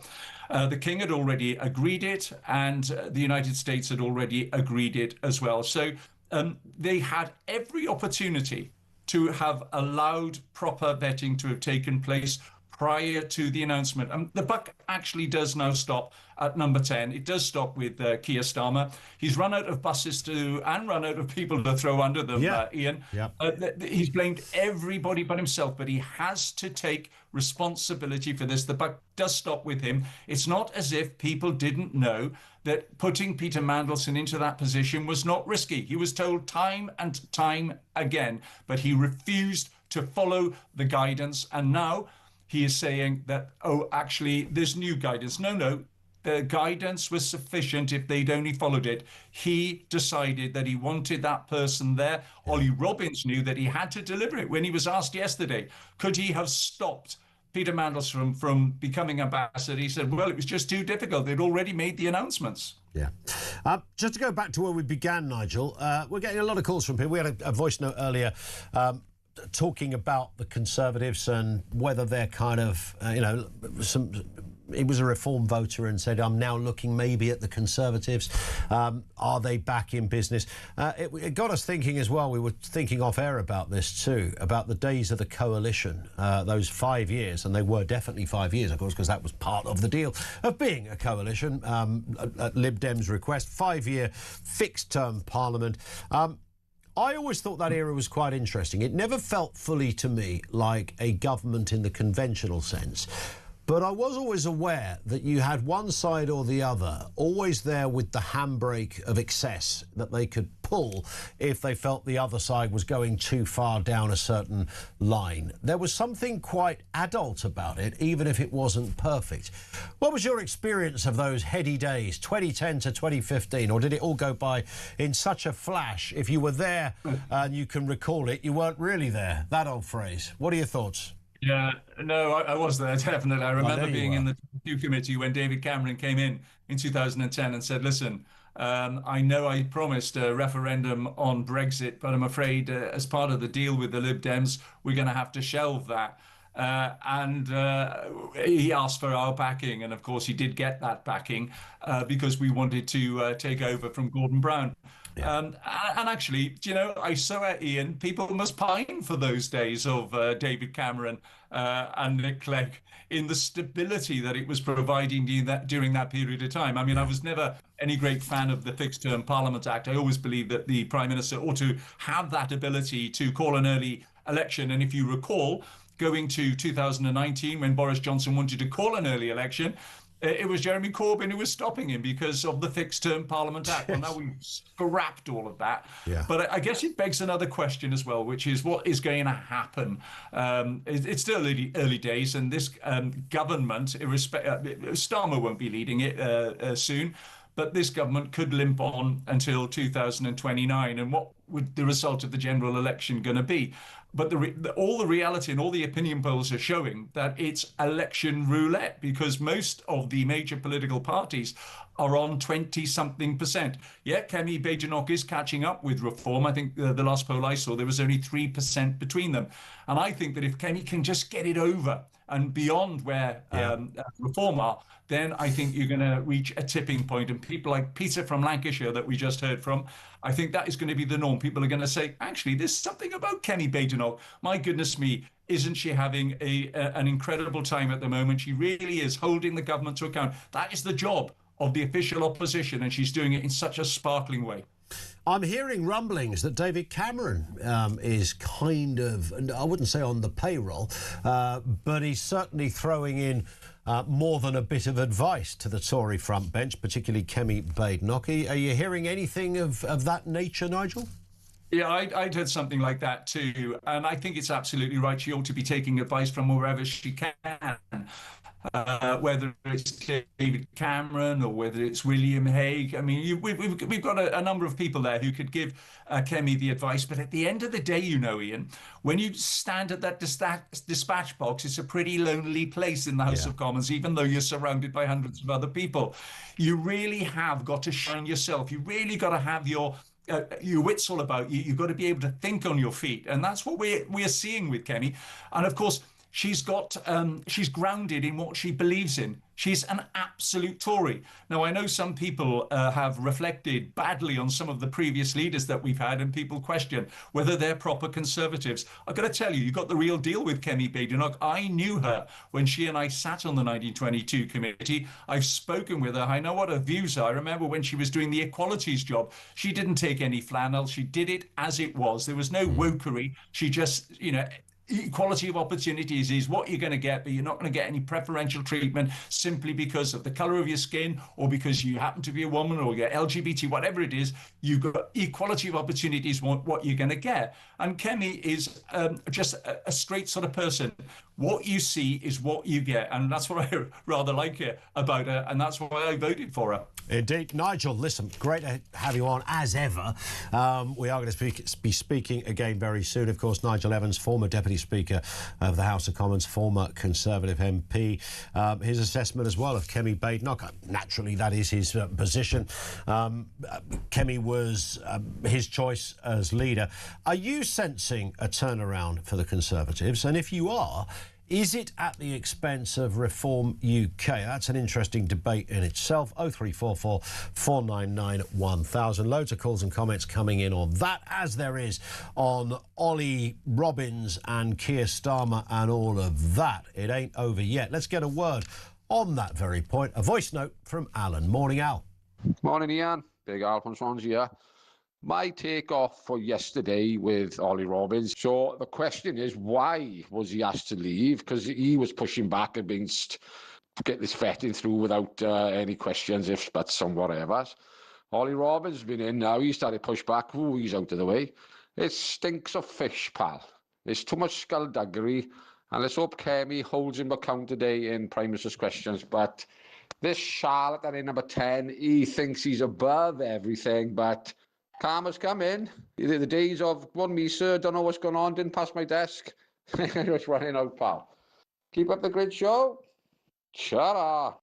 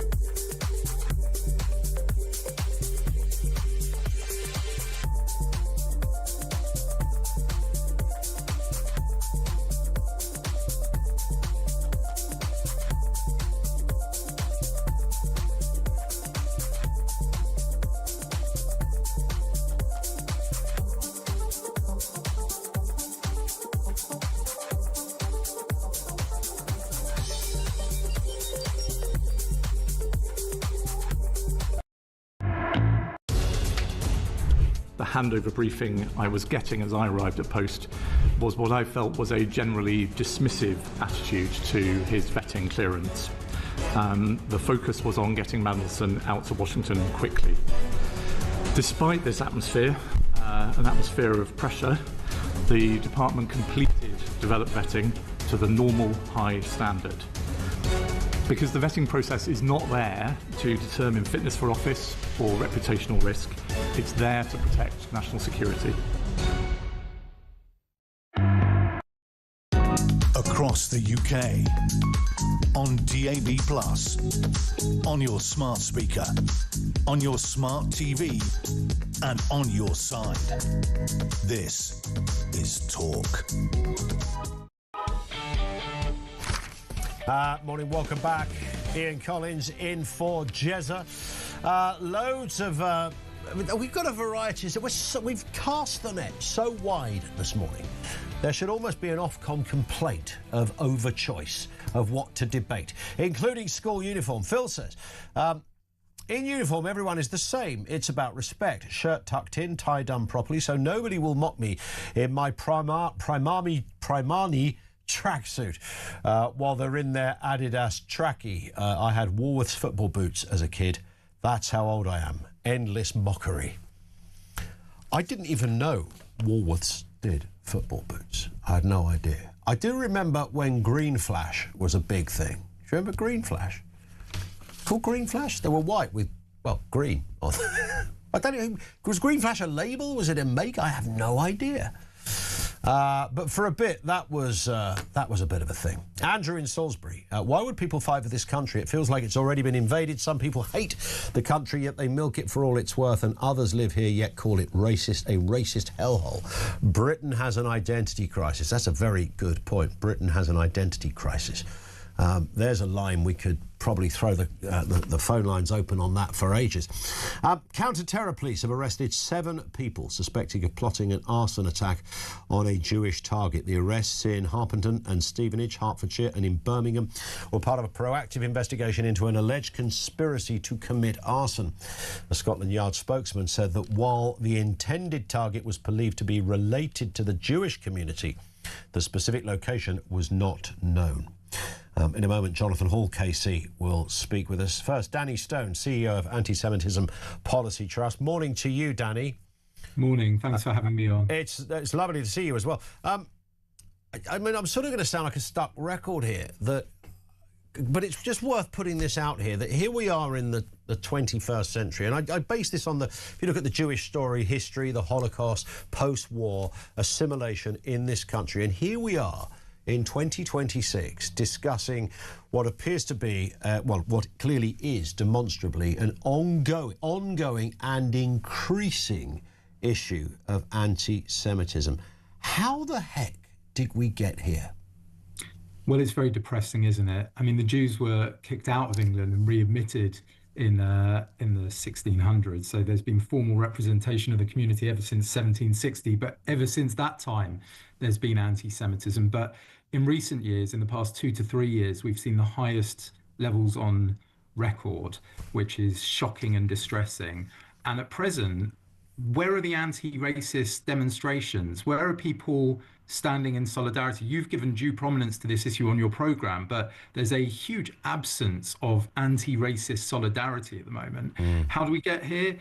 It's difficult to tell, but certainly what this looks like is state-backed action to try and recruit thugs to attempt to commit arson attacks on synagogues and other Jewish locations. Yeah. And it's obviously a very frightening time. Indeed, state-backed being Iran.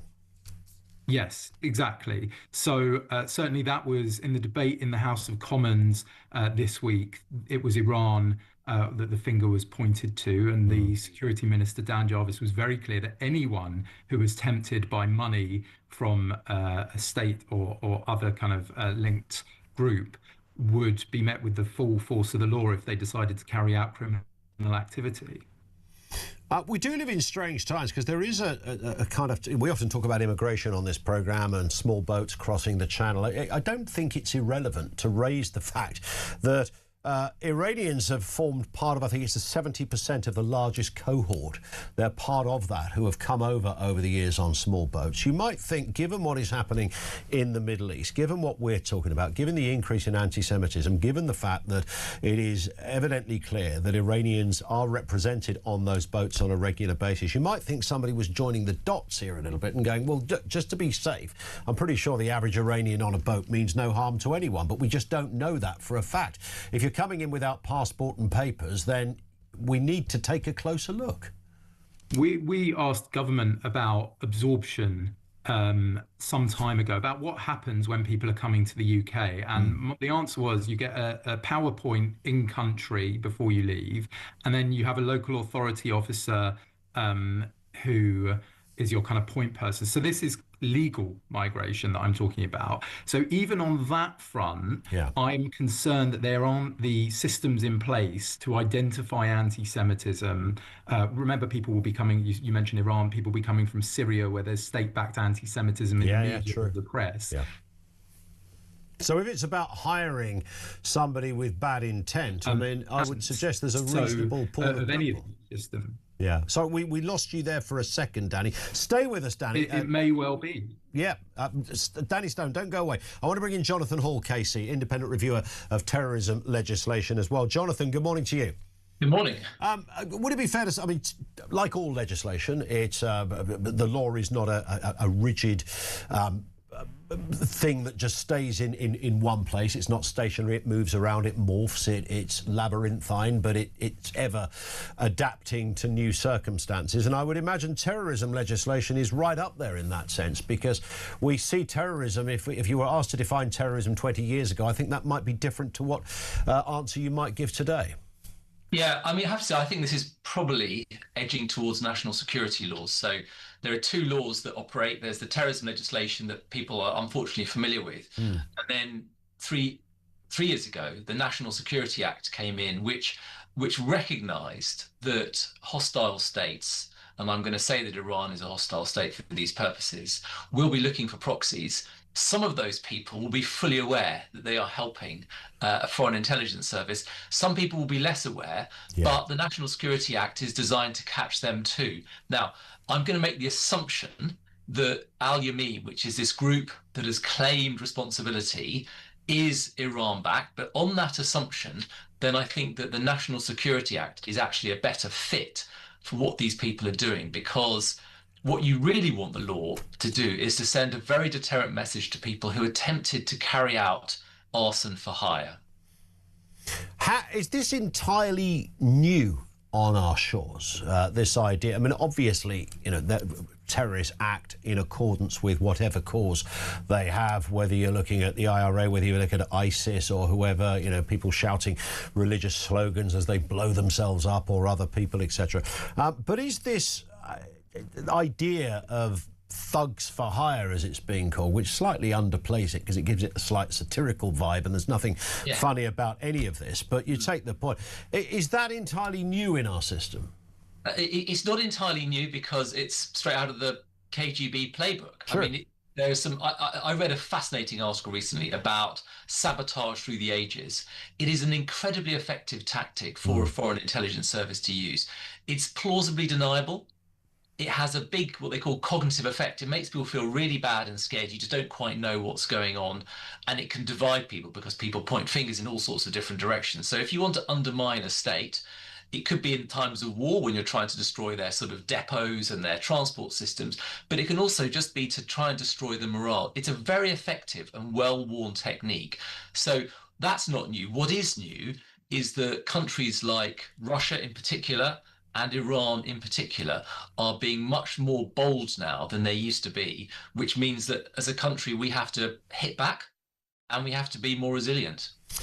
Jonathan, thank you for your time. Jonathan Hall, KC. And a word again from Danny Stone from the Anti-Semitism Policy Trust. I mean, I guess the ultimate question, Danny, is do you have enough faith in our system, and I guess our system being our government and the appointed authorities that they put into place, to give this the correct and serious response that it needs. Anti-Semitism is on the rise. It's potentially lethal.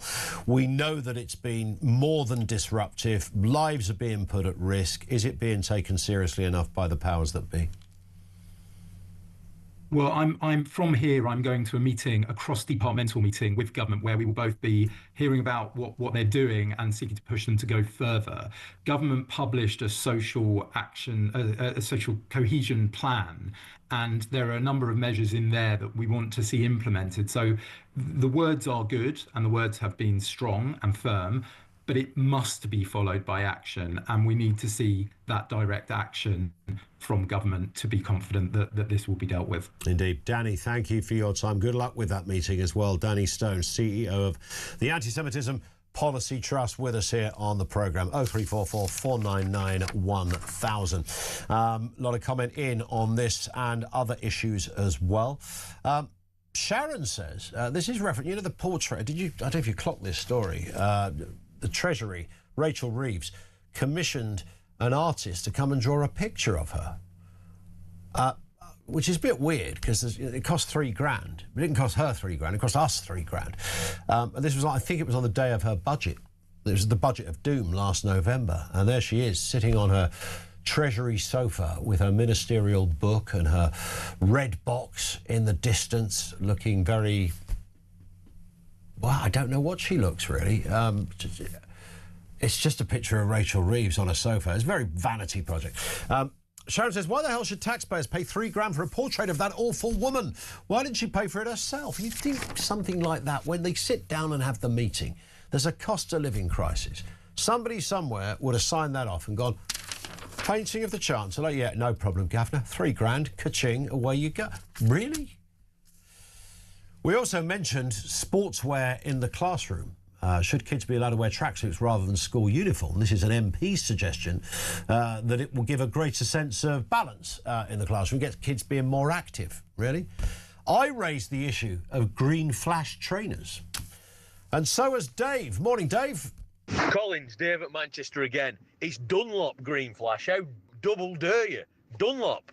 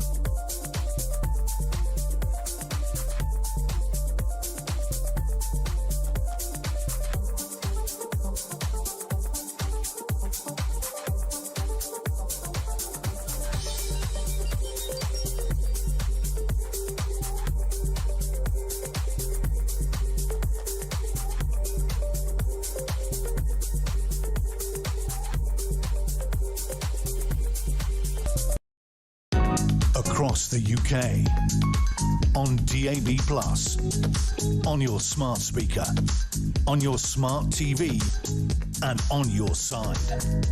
This is Talk. This in from Ronald it's Ronald Wood in Newcastle upon Tyne, who says, I have to stick up for the youngsters. Why would you want to go to war for Keir Starmer or any current politician? To be honest, it's not an unreasonable point. We were talking about the fact that a new poll says that half of young people say they would never fight for Britain. They just wouldn't. A loss of faith in country or a simple generational difference. Which one is it? We've got a lot to get through. We're also talking about school uniforms too. This one from Cliff, who says, you must remember that many left school at 14, this is reference war, I apologise, joining the military, left school at 14, so they felt more like adult men sooner. Of course, back then, men were men, so not so feminised by the education system. You can't say men are men. I said that on I can't remember what the story was, but there was some big kind of sexism story that was out there. It was something on TV, somebody had done something and the world lost its mind over sexism. And then separate to that, I just happened to utter on air something about when men were men, and oddly it was actually quite tongue-in-cheek. And it got picked up, it got a bit of traction. I think one of the newspapers decided to quote it as an example of modern day, what do they call it, everyday sexism, didn't they? Wasn't a book written about that, I think, and there was a Twitter feed about that. You can't just put everything you disagree with down to an ism. Sometimes it might be, often it won't be. Pupils wearing tracksuits. Let's get a word on this from Serge Caffey, Executive Head Teacher at St Thomas's, the Apostles' School. Is it Serge or Serge, should I say? Good morning to you. It's just Serge, Ian. So I was right the first time. Didn't even have to correct myself, did I? What are you making of all of this, then? Because the theory that MPs have come up with is that the tracksuit is tracksuit and trainers, it's a freer way, it's a more obvious way to get kids more active. Are they right? Yeah, of course they're not, because once again, the headline betrays a real lack of understanding of what a school uniform is for and what it's about. It doesn't mention age of kids, of course. 5-year-olds can wear what they like. They're not really aware of the latest designer tracksuit, etc., etc. The older they are, the more important a uniform policy is. I think we need to find a new collective noun for some of these MPs when they sit together. I've got a few. Well, I tell you what, I bet I have, because they really don't understand. There's a whole, idea of going to school. For a start, I'm a secondary school head, etc. I know, but one of my biggest challenges is preparing my kids for the world of work. And whether we like it or not, in certain areas of work, you're going to have to wear appropriate dress. Yeah. And then, of course, you've got the old tracksuit idea. Well, tracksuits are when they do PE. You want the kids to change to go and do physical activity. You want them getting used to a little bit of hygiene, etc. Yep. All these are lifelong lessons. But the biggest thing, if you have a free-for-all for anything the kids wear at school, it does the opposite of inclusivity. It excludes children. Clearly, these bunch of MPs haven't looked at the latest price of tracksuits. We know all the designer makes. Yeah. God forbid a kid should come into school with a lesser make. It's a breeding ground for bullying, etc., which is why we've got strict uniform codes. Correct. I agree with Viola Price. I don't want schools making money, a money venture of their uniform, etc. But a strict uniform code, it's a sense of belonging, a sense of community. Yep. It's an equaliser, and they can forget about what they're wearing and get on with learning, which is what they're there for. 100%. That's a great phrase. It's an equaliser, Serge, isn't it? And you're absolutely right. I've got a 12-year-old boy. He won't wear a pair of trainers that he wore 4 months ago because they're now out of fashion, and he thinks, if I wore that, I'd be laughed at. So the idea of him going to school and having to go through that process every day, whether it's the hoodie, the sweatshirt, pair of trousers, tracksuit, it could be even socks, for goodness sake. It could be everything. And I have to say, 15, 20 years ago, when I first became head, you have mufti days, don't you? Well, I've banned them from my schools. Yeah. I realised then, school can be a cruel place. If you happen to wear the wrong thing on mufti day, you get pillaged for years, perhaps. Yep. I'm not even a great fan of book days anymore. I know they're younger kids, etc. But when children are allowed to dress up, we've got some very rich parents who spend hundreds of pounds to make sure their little darlings go in looking like Snow White or whatever it is. Yeah. People forget, therefore, that there are poorer families who can't afford that sort of thing. And of course, we've had this argument with the 3-item cap. That's not bad. They could have been a bit cleverer about it and just put a money base on it. You know, that a school uniform mustn't cost more than a given amount. Because if you say 3 items, well, 1 item could cost 200 quid. I know schools that, you know, make a hell of a lot of money because they can only buy the blazer at school and it costs that amount of money. But once again, you know, the idea you're going to get anybody having some deep thinking about the impact of simple thing like uniform in schools. You know, I've given up on anyone understanding about education, certainly from the political class. But it's shallow. I don't even know how it's got as far as you, quite frankly, as a story, but it does give you an indication of how little understanding these politicians that have an effect on our lives understand about maybe a lot of things, but certainly education. Just remind us, if you know, Serge, where did the term mufti come from?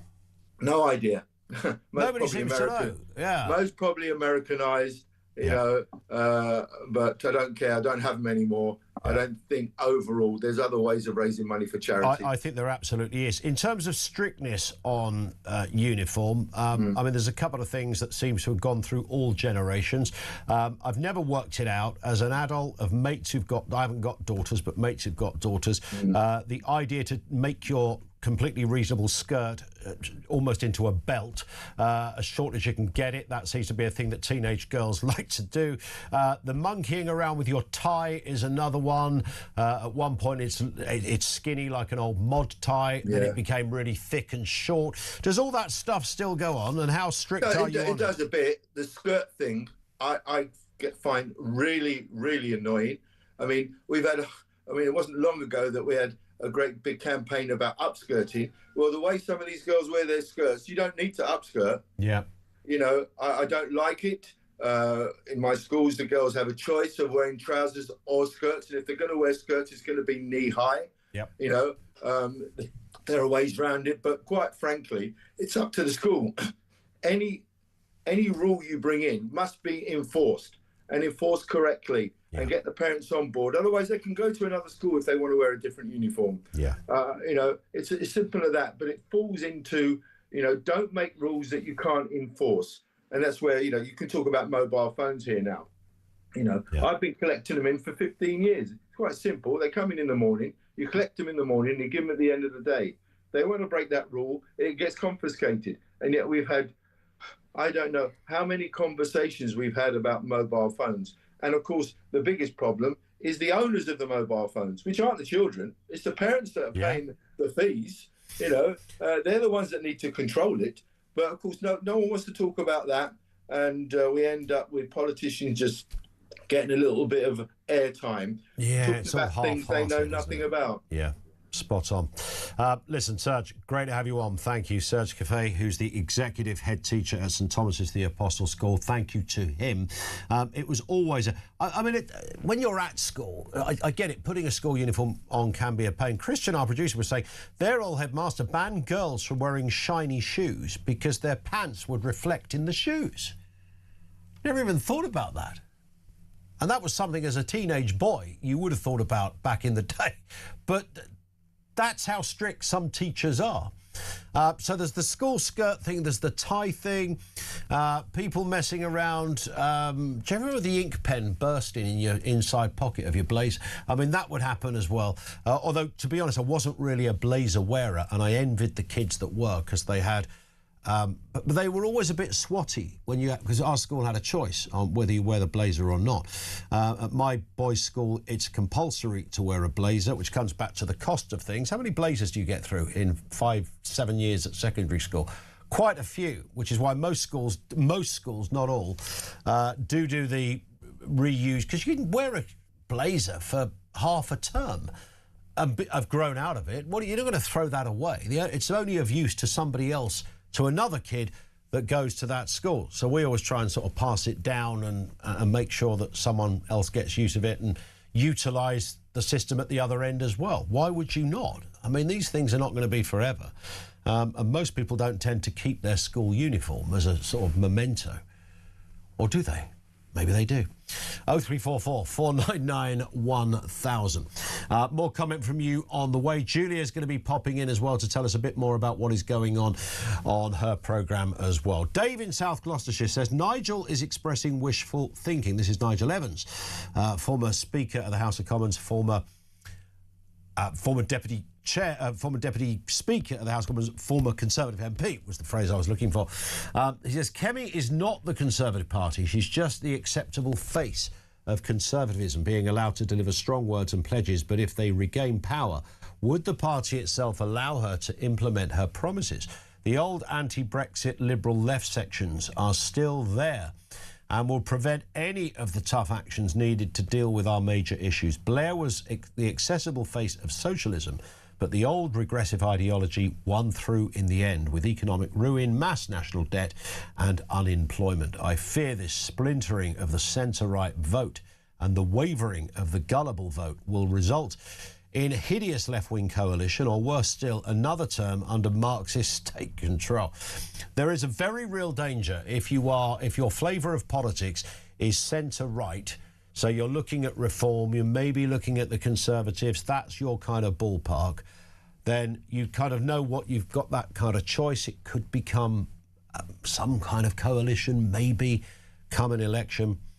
On the left, it's slightly more disturbing. And disturbing in terms of just the numbers, because you have the Labour Party, you have the Green Party, you have your party, which is Jeremy Corbyn and Zara Sultana, and then you have the Lib Dems as well. Don't discard them from all of this. Now, between those, they could potentially, because there are some Tories who, I don't understand. Tories who go Lib Dem, I've never understood. I don't get it. I don't know what that journey, that trajectory, or where you go, well, I'm currently a Tory, but I think I'm going to become a Lib Dem.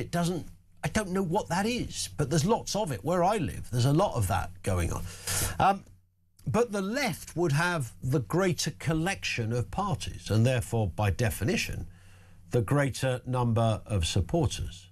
So whilst the average sort of Tory-like Lib Dem would not think they had anything in common with the Corbynites or certainly the Green Party, there's enough in the Venn diagram to nudge them over the line. Curious times. Let's get a call in from Anne in Sussex. Anne, morning to you. Good morning. Morning. What are you thinking? By the way, yes, don't vote Lib Dems or Greens, so not telling anyone else what to vote. Well, I mean, you can vote whatever you like, of course, because there are elections coming up on May the 7th, and everybody should check their local details to find out who that wide range of candidates are, Anne. I'm just saying that for legal reasons. But it's true. I was a Lib Dem, but I was originally a lonely Liberal. You were a Lib Dem. It was you.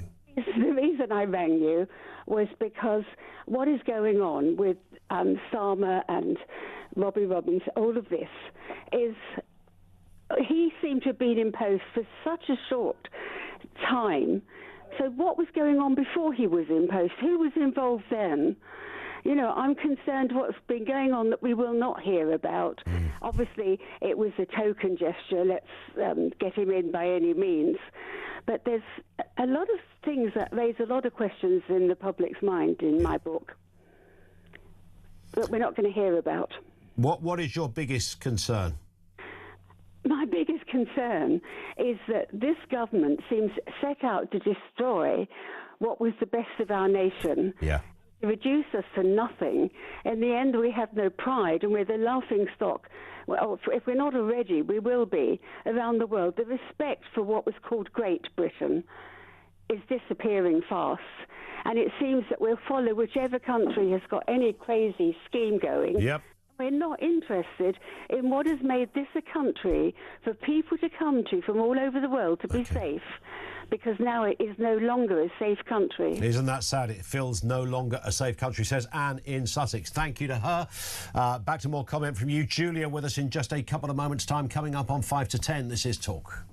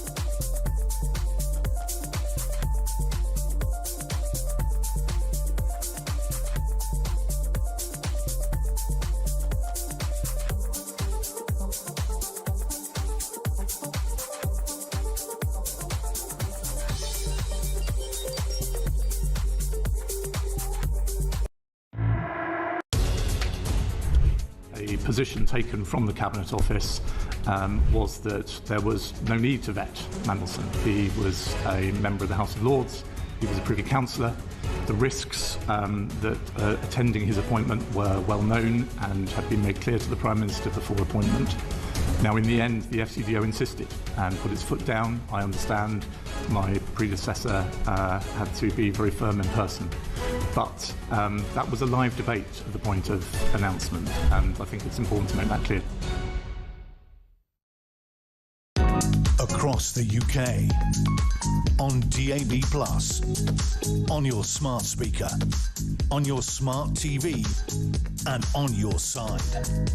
This is Talk.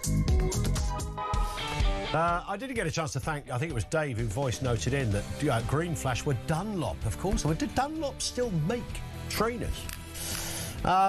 Also the route of Mufti Day. Kevin's in Portsmouth. Help us out on this one, Kev. We've not got long, but I'm sure you can do it. Good morning, Ian. Morning. I think it's an old army term from the Indian Army. Okay. And I believe it was something to do with Indian clothing. Is that right? Now, it might have been like, for instance, let's say trousers, where you can have drain pipes, you can have trackies, you can have flares and so on and so forth, but trousers are trousers. So it's something along those lines, and lots of weird things came in from the Indian Army. Another term is geldi, which is hurry up. Okay. So all sorts of funny stuff. What a lovely little lesson to complete the show on. Kevin, I'm grateful for that. Thank you. Kevin in Portsmouth, from Mufti to Tufty. Do you remember Tufty? I don't know where we're going with this. Do you remember Tufty, the road safety campaign thing? No. As kids? You don't remember that? No, I mean, I don't You're know. about 15 maybe I'm years too young. older than me. How can you not know That this? escalated quickly. Didn't know hanging around here. Tufty was the square. They did for some reason. They decided that must in be order to younger, give too young kids for me. Green Cross code. I had the Green Cross code, but I had the big Hulk, the guy in green. Yeah, that was years later. Oh, all right then. Anyway, they decided to use a squirrel to teach road safety. I mean, really, of all things, squirrel got the worst track record of road safety. Let's get a squirrel. Next, badgers. Anyway, talking about road safety, I Yes. wonder if Keir Starmer